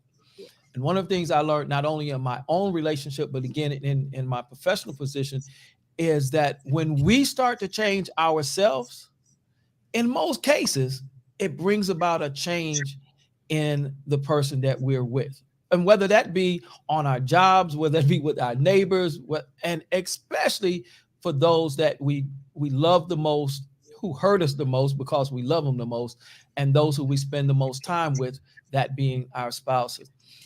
Miss Camille, how about you? What questions did you have for Pastor Jeff or of the other guys? And I know I can't answer on their behalf, but I'll do my best to give you a man's perspective. Well, Pastor Jeff, I do have a question for you. I feel like in this day and age, we're in 2022, I feel like there's a social consciousness that's rapidly elevating. And I feel like people are paying more attention to mental health than they ever have before. That includes the guys, that includes the girls, that includes the older folk and the younger people. And my question to you is, do you feel like that is happening with our men as well? Do you feel that they're coming to a point in time where they're saying, hey, it's okay for me not to be okay. And it's okay for me to seek help outside of this relationship. And it's okay for me to help uplift myself as well as my wife, as well as my partner. Do you feel like that's happening? Because I feel like it is, but I can't speak for the men, and you can better than I can. Camille, I absolutely believe it is happening. I was just in a room on Clubhouse on this week, and you know, it's a for the most part, it's the younger generation, and the men absolutely were talking about the mental health and how it's okay not to be okay, as well as how mental health affects the business. And so I think as we've gone through the pandemic and we've been forced to utilize social media more, which has given us more exposure. And so we're hearing conversations that we otherwise did not hear unless we were in specific circles. but being on social media now and being exposed to so many different circles, we're starting to hear. And once we hear, it goes in. And I absolutely agree with you that the men are now starting to process that across all generations. And that's a good thing. There's a friend of mine, Dr. Caxton O'Perry, who proposes that marriage is a health decision. And so we talked about that as well on Friday. And so I'm going to go back and ask you ladies your perspective on that. And his perspective, he has a theory of the 3 R's. You must be ready, you must be right, and you must be able to relate to one another in your relationship. But when we think about it, if you are in a stressful relationship, especially in a marriage, that affects your mental health, that affects your physical health, and it absolutely takes away from your lifespan. But if you are in what we may deem a happy marriage or a happy relationship, or what Pastor Jeff would say is a effective functional relationship, then you have less stress, and statistics show that married couples live longer. Men that are married live longer, women that are married live longer. And so from that perspective of health, marriage being a health decision, Ms. Cassandra, have you ever heard that? And if not, what's your perspective on it? No, I never heard it. But my perspective is, I can only speak for me.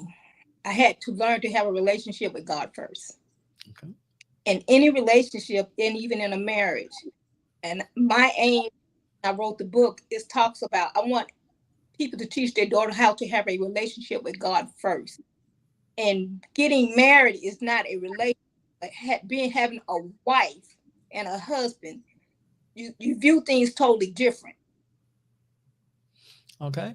I'd like to ask you this question. For those women who may not worship the God of Abraham, Isaac, and Jacob, the God of the Bible, and we do know that there are 3 different religions that use the Bible and worship the God of Abraham, Isaac, and Jacob, and that is Christianity, Judaism, and Islam.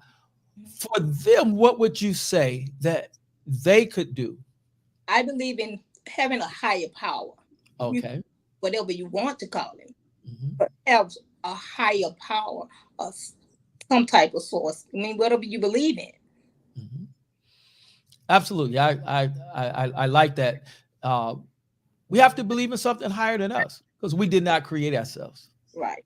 I like that. And to you, Ms. Camille. So would you mind repeating the 3 R's? 3 R's, you must be ready. We must be able to relate to one another, and we must be right for one another. The overall premise is that marriage is a health decision. Yes. And so the question is your perspective on that statement of marriage is a health decision, and then you can talk about the ready, right, and relate if you like. I've never heard of that, but yes, because it just like what you said, it will make a big impact on your health if you are not ready, if you're not right, and if you cannot relate. And just again, Cassandra, I love everything that you're saying. I want to jump on her bandwagon and say, well, once you have established that relationship with Source, and we are one with Source, we've established a relationship with ourselves. Those 2 things they're so important. So we have Source, we have ourselves. Then the person who comes into our life is just it's just a natural connection because we are so in tune with ourselves. We are so in tune with Source that now the person that comes into our lives is just kind of like, hey, partner. And now we continue on our separate journeys together. So I love that. And yes, then the 3 R's just kind of fall into place. If we are right with God and if we are right with ourselves, the 3 R's naturally fall in place. And when they don't, or we get a little hiccup, then we seek outside help. Absolutely. I like that. And I'm going to come back to that in a moment. I want to address one of the comments that we have in from our social media platform. And that goes back to, I believe it was for men going to counseling. And that comment was that men aren't able to show their emotions. They can't show their sign of weakness. Ladies, what do you say to that? I mean, a lot of men don't show their emotion. It does show a sign of weakness, but it just depends on who's in the relationship. You see, because hey, I can only speak about my marriage. I've been married 23 years, and I know the journey that I was on. And sometimes I look back and like, okay, God, is he the same man? Mm-hmm. Because I loved him for who he was. I never judged my husband, even when things wasn't wrong. And once I said that I forgive him, Mm-hmm. I did exactly that. So I had to learn to ask God for amnesia. Those are words that we should learn in a relationship. Mean what you say and say what you mean. So, Now you said a word. I'm going to come back to that. Amnesia. I'm going to come back to that in just a moment, Miss Cassandra. Miss Camille, what about men not being able to show their emotions and not being able to show their true feelings? Sign as a sign of weakness. I think our men have been conditioned to say that it shows weakness for them to show emotions, and it might take a while, talking decades and generations, for them to understand that showing emotions is actually a sign of strength. This is coming from the single girl looking on the outside, but I did. My father was in the home. I watched my father suffer in silence because of his so-called strength and what he had to uphold in the family, as well as my uncles and my brother. So that's my answer to you, Pastor Jeff. Now I'm going to get a little bit personal because, Pastor Jeff just has no bars. So is that a turn on for you, Miss Camille, for a man to show his, I'm going to say his feminine side, to show, to be vulnerable with you, to trust you with his feelings? Is that a turn on? Absolutely not. No, absolutely not. I appreciate any human being that comes to me, male or female, Mm-hmm. that approaches me with vulnerability or that resistance to show the emotions, right? Mm-hmm. Because we are a product of what we grew up around. And I have to see beauty in that and trust that there is that vulnerable person inside, or that strong person inside. Take them for who they are if we relate to each other in that way, right? Take them for who they are and work with that. Not to say that any of it is wrong or right, but they're another human being, and whether they're showing their emotions or not, they have emotions. And we're all on this learning journey. We're learning ourselves. We're learning our relationship with higher source.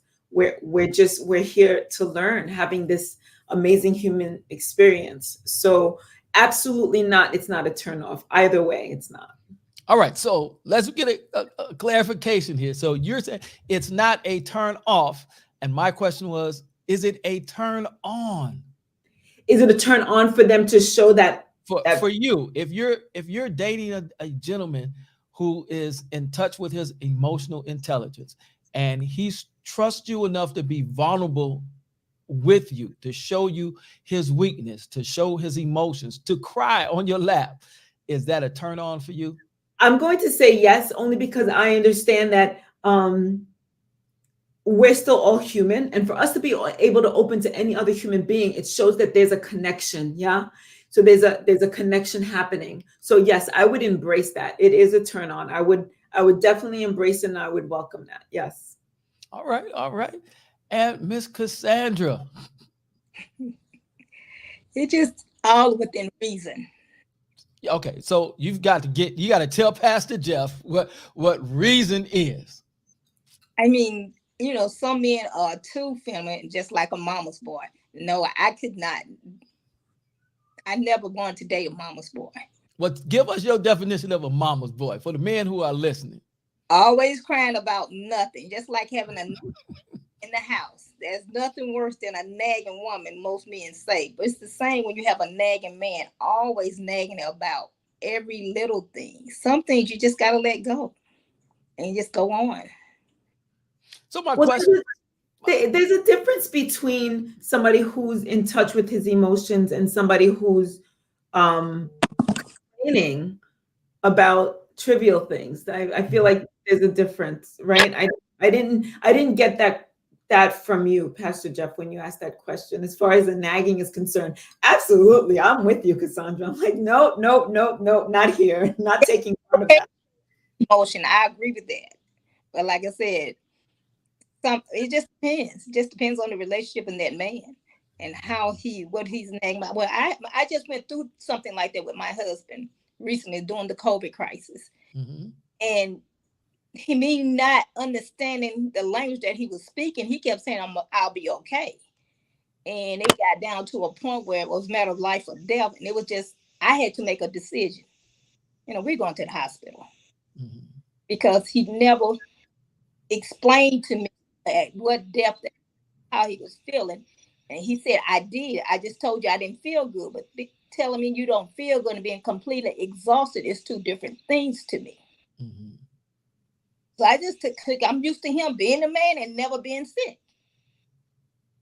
And that's a good point. For the man who's brought up with those expectations and that a man just sucks it up, oftentimes what we do is we're not going to say anything until it's in a critical condition. Right. And unfortunately, in the day and the time that we live in, that's not good for our mental health. That's not good for our physical health. But as a man, we need a woman that will allow us and foster an environment and teach us how to come out of that, to be able to let you know when we're not feeling good without you feeling like we're complaining or we don't want to go to work. I believe Pastor Jeff believes this. I've believed this since I was a teenager. And this is my belief that a good woman, and my definition of a good woman is a woman who respects her man, supports her man, creates a safe place for him, can get anything she wants from him. And I'm not talking about manipulating. I'm just saying that you create an environment that our innate desire is to please our woman. Our innate desire is to protect and provide. And so we will go to the moon. I mean, literally try to go to the moon, especially now that Elon Musk is, we'll work what we got to work to get on one of those flights to go if you create that environment for us. But when you become, as Solomon said, and that's Solomon in the Bible, for those who may not know, is that if the woman is a nagging woman, we'd rather be on the rooftop by ourselves. And back in that culture, they actually would go to the rooftops.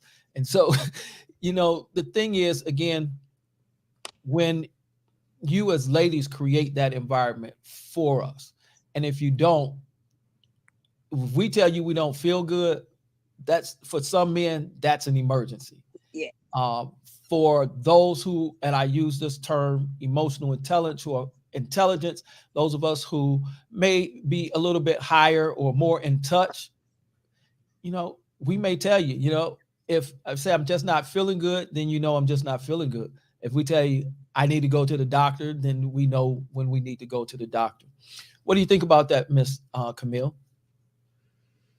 I'm gonna say that I agree with you. It's about I've seen and noticed and experienced, once I do create that safe space for a person to open up and be honest,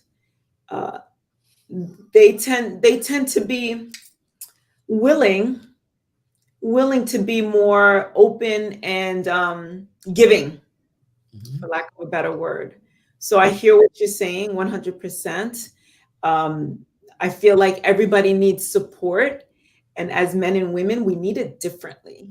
So as long as we know that and we adhere to that and give him that space to be a man, but show him support and enable him, or not even enable him, that's the wrong word, allow him to show his emotions safely, I think it's all good. Absolutely. I'm going to say just create a safe environment. And you can, your tone of voice, your body language, all of that helps, just as it does with ladies, I believe. It helps with us men of, if you got that neck action going when you tell us, we don't think that's a safe environment. But I want to go back to something that Miss Cassandra said and get some clarity from you as ladies. So this is going to be the scenario, and we want to look at this from being ready, being right, and being able to relate to one another. So hypothetically, the gentleman was brought up in a single family home. His mother, he didn't have a lot of male role models. They went to church, but the pastor wasn't close enough to be a male role model for him. And he marries a woman who definitely does not want to have a mama's baby. But the truth of the matter is that's what he is, because that's what he was created to be. So, Miss Cassandra, for that gentleman who doesn't consider it whining, he's just doing what his mama taught him to do, what are you going to say to him? I respect that, but I just know I would have a relationship with a man, because that means you just like, basically you're marrying his mother in him. She's going to always have her opinion. Mm-hmm. And two women in one house, even though she live in her, not gonna work. It just don't work out well. So do us a favor. Speak to that woman first, and then speak to that man, because they're married. They weren't right for each other, but they're still married.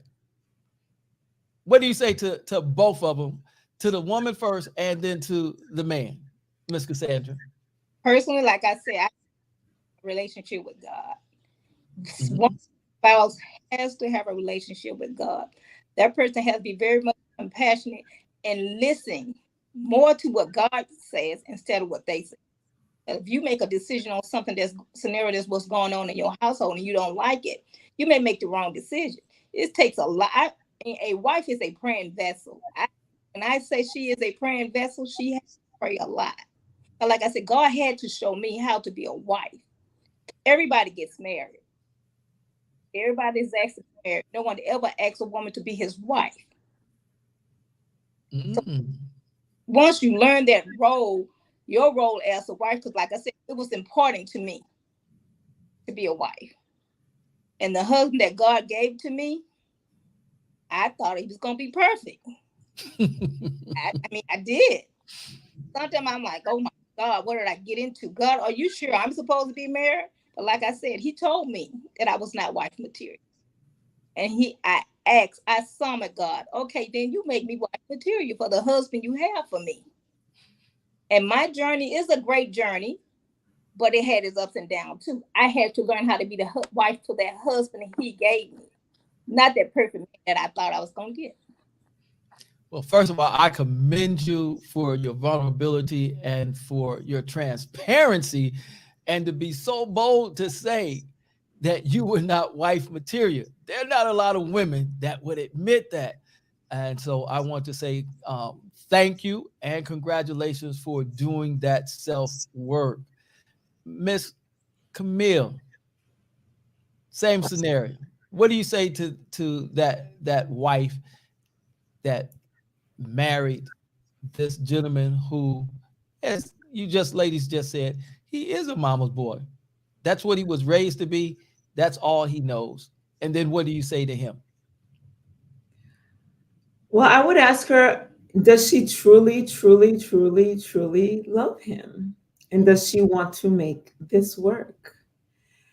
I am not of the mindset to stay in a situation that maybe she felt that maybe I felt like I jumped into abruptly, or that I made a mistake. So she's going to have to do a lot of praying about it to see if this is something that, so I would tell her, do a lot of praying and see if this is something that you want for the rest of your life, because this is a lifetime commitment. And so I am of the mindset to say, if this is not for you, back to the mental health aspect of it, you would need to exit the relationship.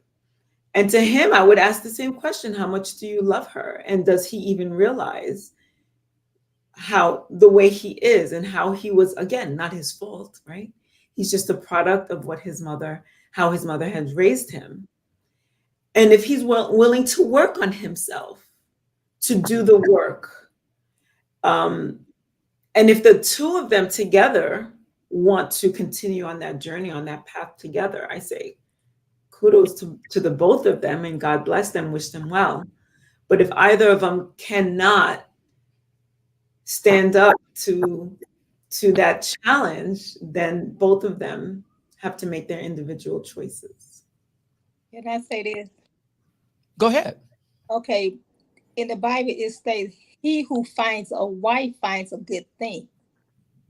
So if that guy considered that woman as a wife, and if someone at caliber or personality considered me as a wife, then I would consult with God first. But I have to make sure God told me to marry this man, being that the person that I am. And if it was, I would ask God to allow and make me be the wife I need to be, and make him be the husband he needs to be for me. So those I would ask for in my marriage if that situation came up, and it did happen. That's an interesting point, Miss Cassandra, and we may have to bring that as a topic for another show. But Pastor Jeff has a different perspective, I look through a different window when we look at that passage of he who finds a wife finds a good thing and obtains favor in the sight of the Lord. But we'll save that for another time.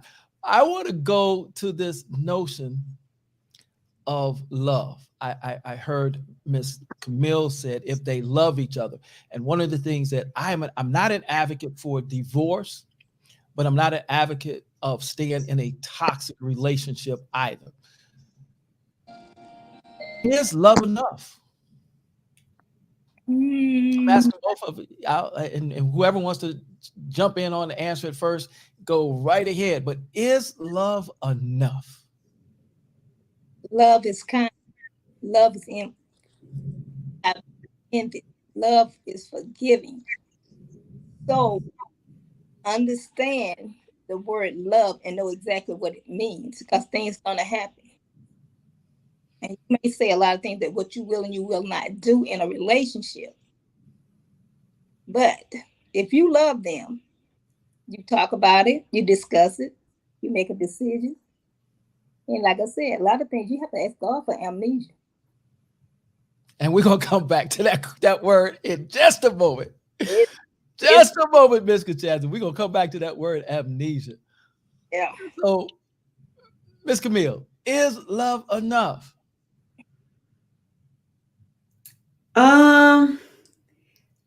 Do both parties understand what love means? Well, at this point, what I'm asking is just for you, do you think love is enough? Based off of your belief for these two people, is love enough? It depends. If she's putting in all the work, or if he's putting in all the work. That's why I'm asking, do both parties understand what love is? Some people have a skewed idea of what love is. And then in that case, that's not fair. Maybe I walked in thinking that he loved me the way love is described in the Bible, and his love, he wasn't shown love like that. So his idea of love might be different, in which case it might be toxic for the other party. Is love enough? It can be, if both are in love or do love each other, where they're willing to work through whatever it is that's happening in their marriage. So, ladies, I'm going to share with you now a man's perspective, because after all, Pastor Jeff is a man. Now, I asked for a man a simple question: is love enough? Both of you ladies expounded and you gave me your answer. As a man, I didn't get a yes or a no. So I don't know whether it's enough or it's not enough after everything that you said.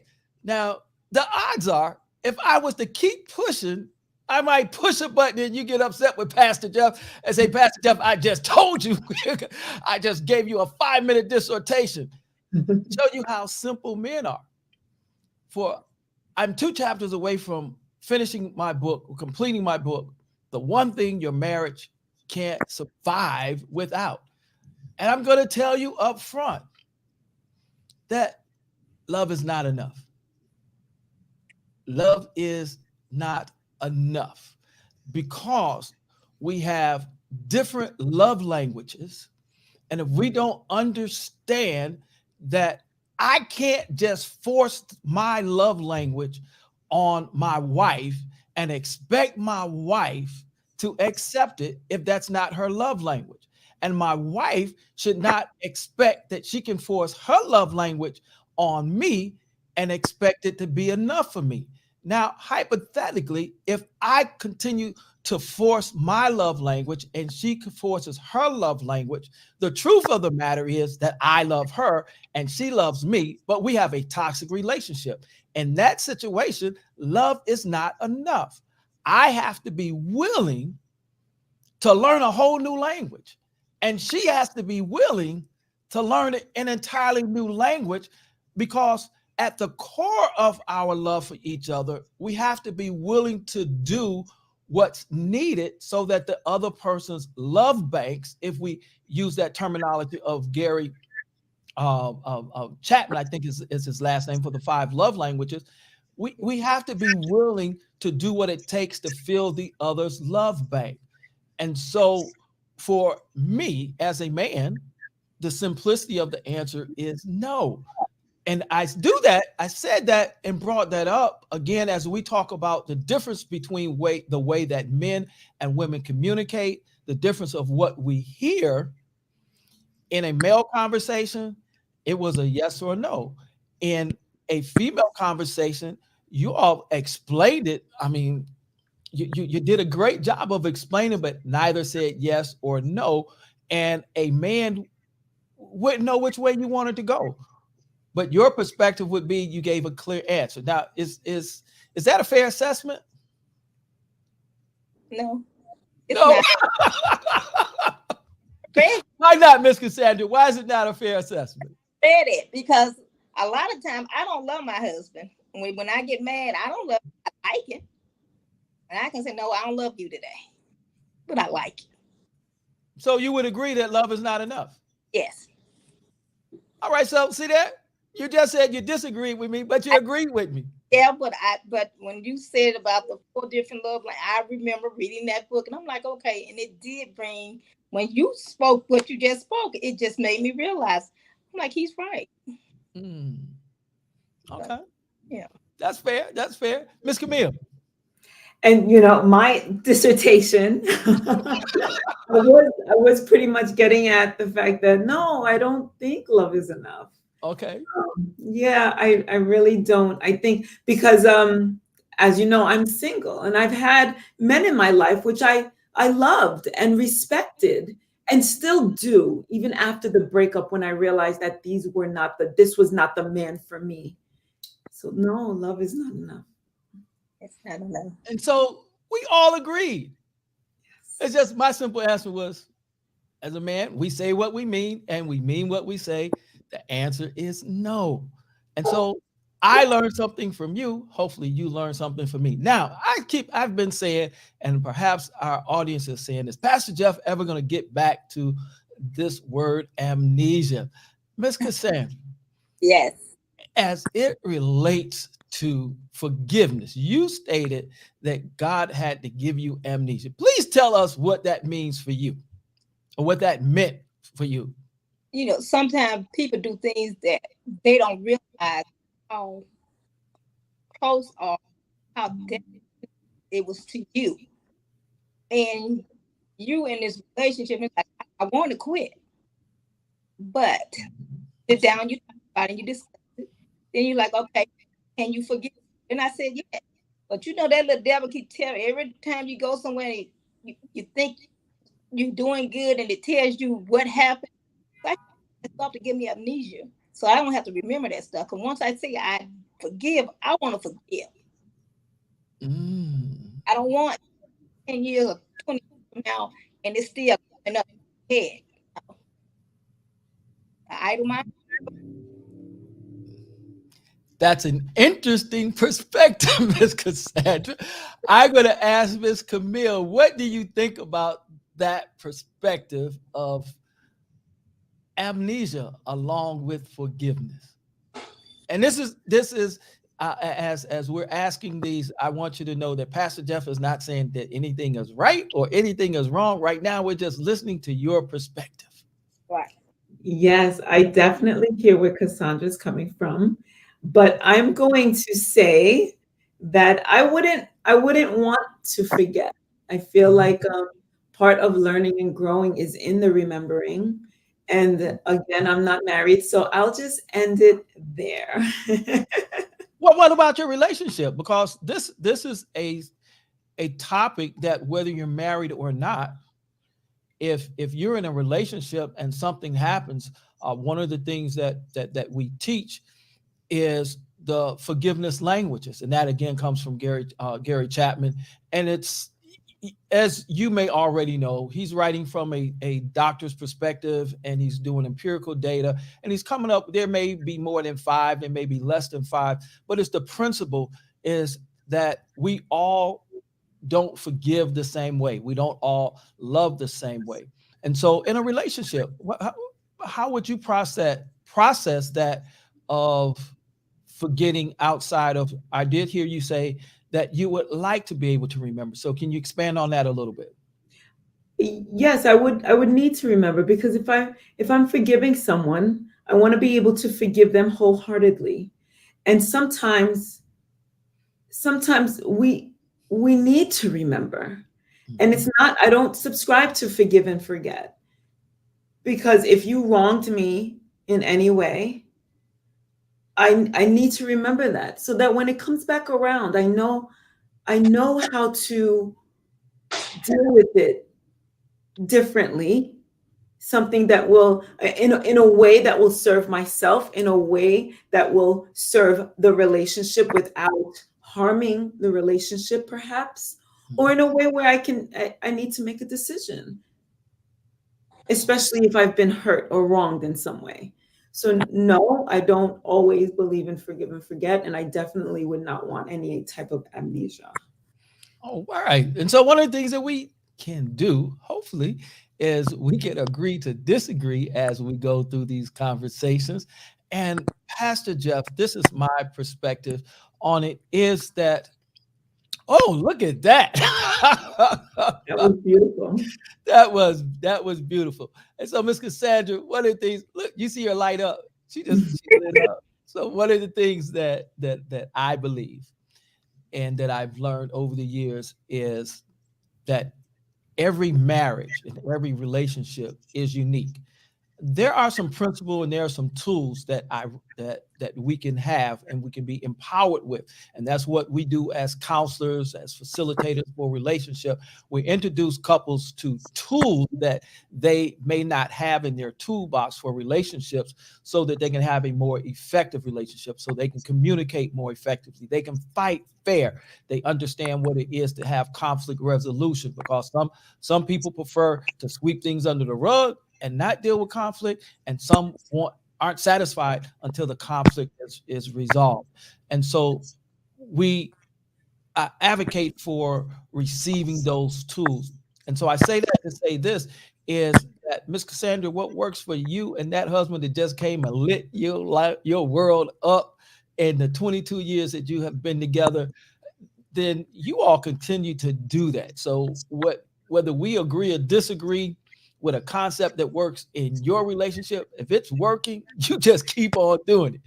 So with that being said, what I believe is that, first of all, again, when we talk about tools, the concept of, especially for those that may be of a certain age, I grew up hearing the seniors say, "I'll forgive you, but I won't forget," which was an insinuation that an inference that you're supposed to forget.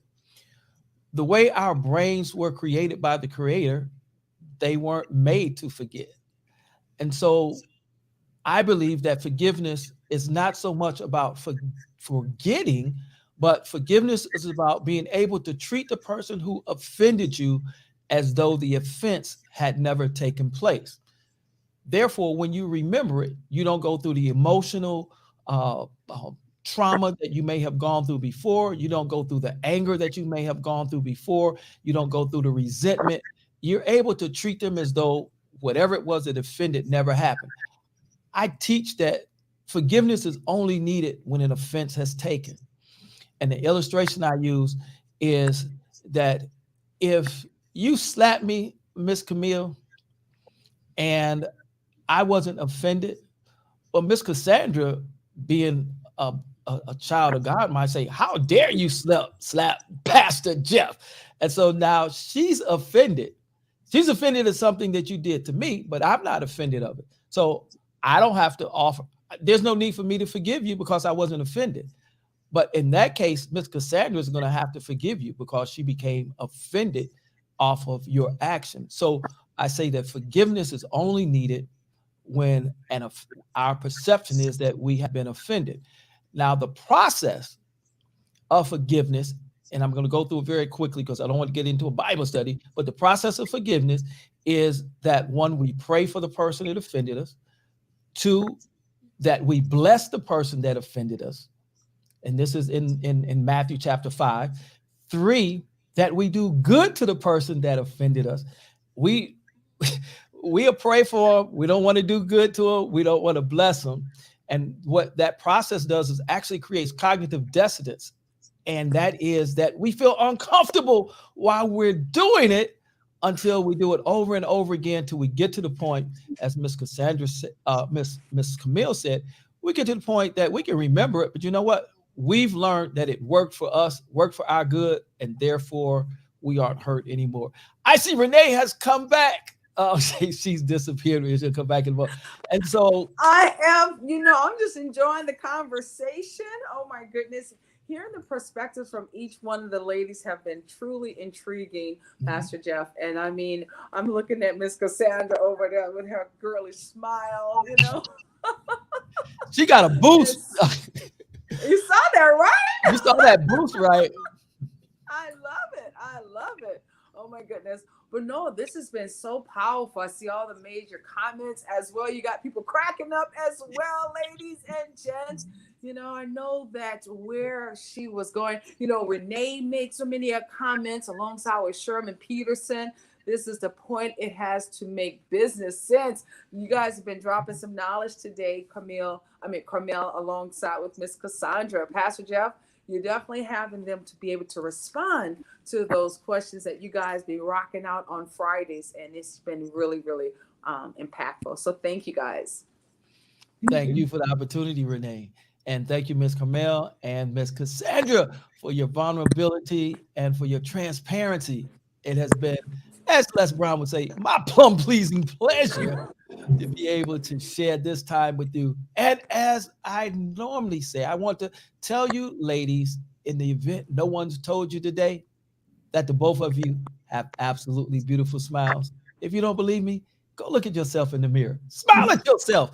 I guarantee you, yourself is going to smile back. And then share that with the world. Thank you so very much. Over to you, Renee. Absolutely. Well, this is one of the ways that we love to bring this evening to a closure. Not only is it important for us to focus on those healthy relationships where relate to, male and female, but we also was talking earlier, guys, when we're going to the relationships where it relates to our future leaders as well. And we're going to continue on really building stronger foundations. That's what we are able to do. As we said, it's our opportunity, it's our obligation, and it's a responsibility level as well. And I was coming in when I was hearing Miss Carmel talking about that whole forgive and how, sometimes it may be hard for us to forget, right? And one of those things, it's just always a work in progress. So just know that, know that each person, where you relate to in your life journeys, it's always just a work in progress. And if we can just keep striving to do a little bit better than what we did yesterday, I feel as if we're on our way. So as we're closing out this particular segment here for Business After Dark, this whole business life lessons, I'd like for each person to take the opportunity to share with words of encouragement as well as wisdom for our viewers. And what we're going to do, we're going to shine the spotlight on each and every last one of you guys as you share your point of view. And we'll start with you, Miss Carmel, your words of encouragement from the segment that you shared with everyone. Take it away, Miss Carmel. I'm going to say trust inside what it is that you are feeling. Be honest with yourself because the answers are within. And that's all I'll say. That's what my words are. Thank you. You're welcome. Miss Cassandra Webb, take it away, Miss Cassandra.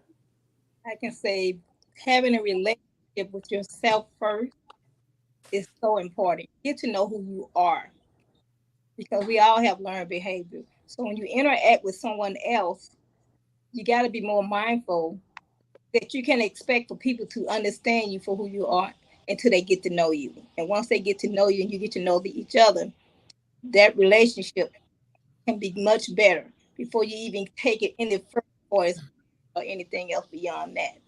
Get to know yourself and know them first. And Pastor Jeff. Thank you, Pastor Jeff. Thank you, Renee. Ladies and gentlemen, look at here. Our emotions are like a roller coaster. They're up and down, and we really can't trust them. The one thing that we can trust is our gut. It's been said that our gut is never wrong. So don't trust the emotions, trust your gut. That's my tip. Back to you, Renee. I love that. And what I like to share with our viewers, nothing in life is perfect. So therefore, you can never have a perfect relationship. Keep that in mind. Life can be messy. Oh, life can be very, very messy. But it all depends on how you want to nurture and how you want to rebuild and how you want to restore. You keep this in mind. Relationships are complex. They are truly, truly complex, and outcomes can sometimes be uncertain. But one of the greatest things you can do, apply yourself and allow yourself to just work in this new space that you're in. Every day is something new that you're going to learn. Every day you should be learning something new about yourself. But learn to love yourself enough to know if you love yourself, you're going to always show the other person just as much love. If a relationship doesn't work out, it's okay. Always leave it with love, because with that just lets you know you're more of a, I would say, in God's eyesight. That's one of the things he always made sure. He made sure he left us in a better condition, in a better state than when he found us. So keep that in mind. When you're in these relationships, let's try to leave them in a better state, in a better condition, and learn to understand nothing lasts forever. Nothing lasts forever. All right. So I'm grateful to each and every last one of you all. Thank you for joining us for GW3 Live Business Life Lessons After Dark. It has been an amazing opportunity of getting to know you all much better. And we're looking forward to seeing everyone on tomorrow in the clubhouse from 12 to 2. We always love that GW3 our lunch and learns. But Pastor Jeff, you did it again. These relationships, oh my goodness, you got the chats blowing up again. So thank you, my friend. Thank you so very much. Guys, continue on having a blessed evening, and we look forward to seeing you guys in the near future. Until then, stay strong, be bold, keep your shoulders back and your head up, and always keep that beautiful smile on your face. Someone needs it. Thank you, guys. I know, big hugs. Oh, big hugs. Bye for now, guys. Thank you all. Bye-bye.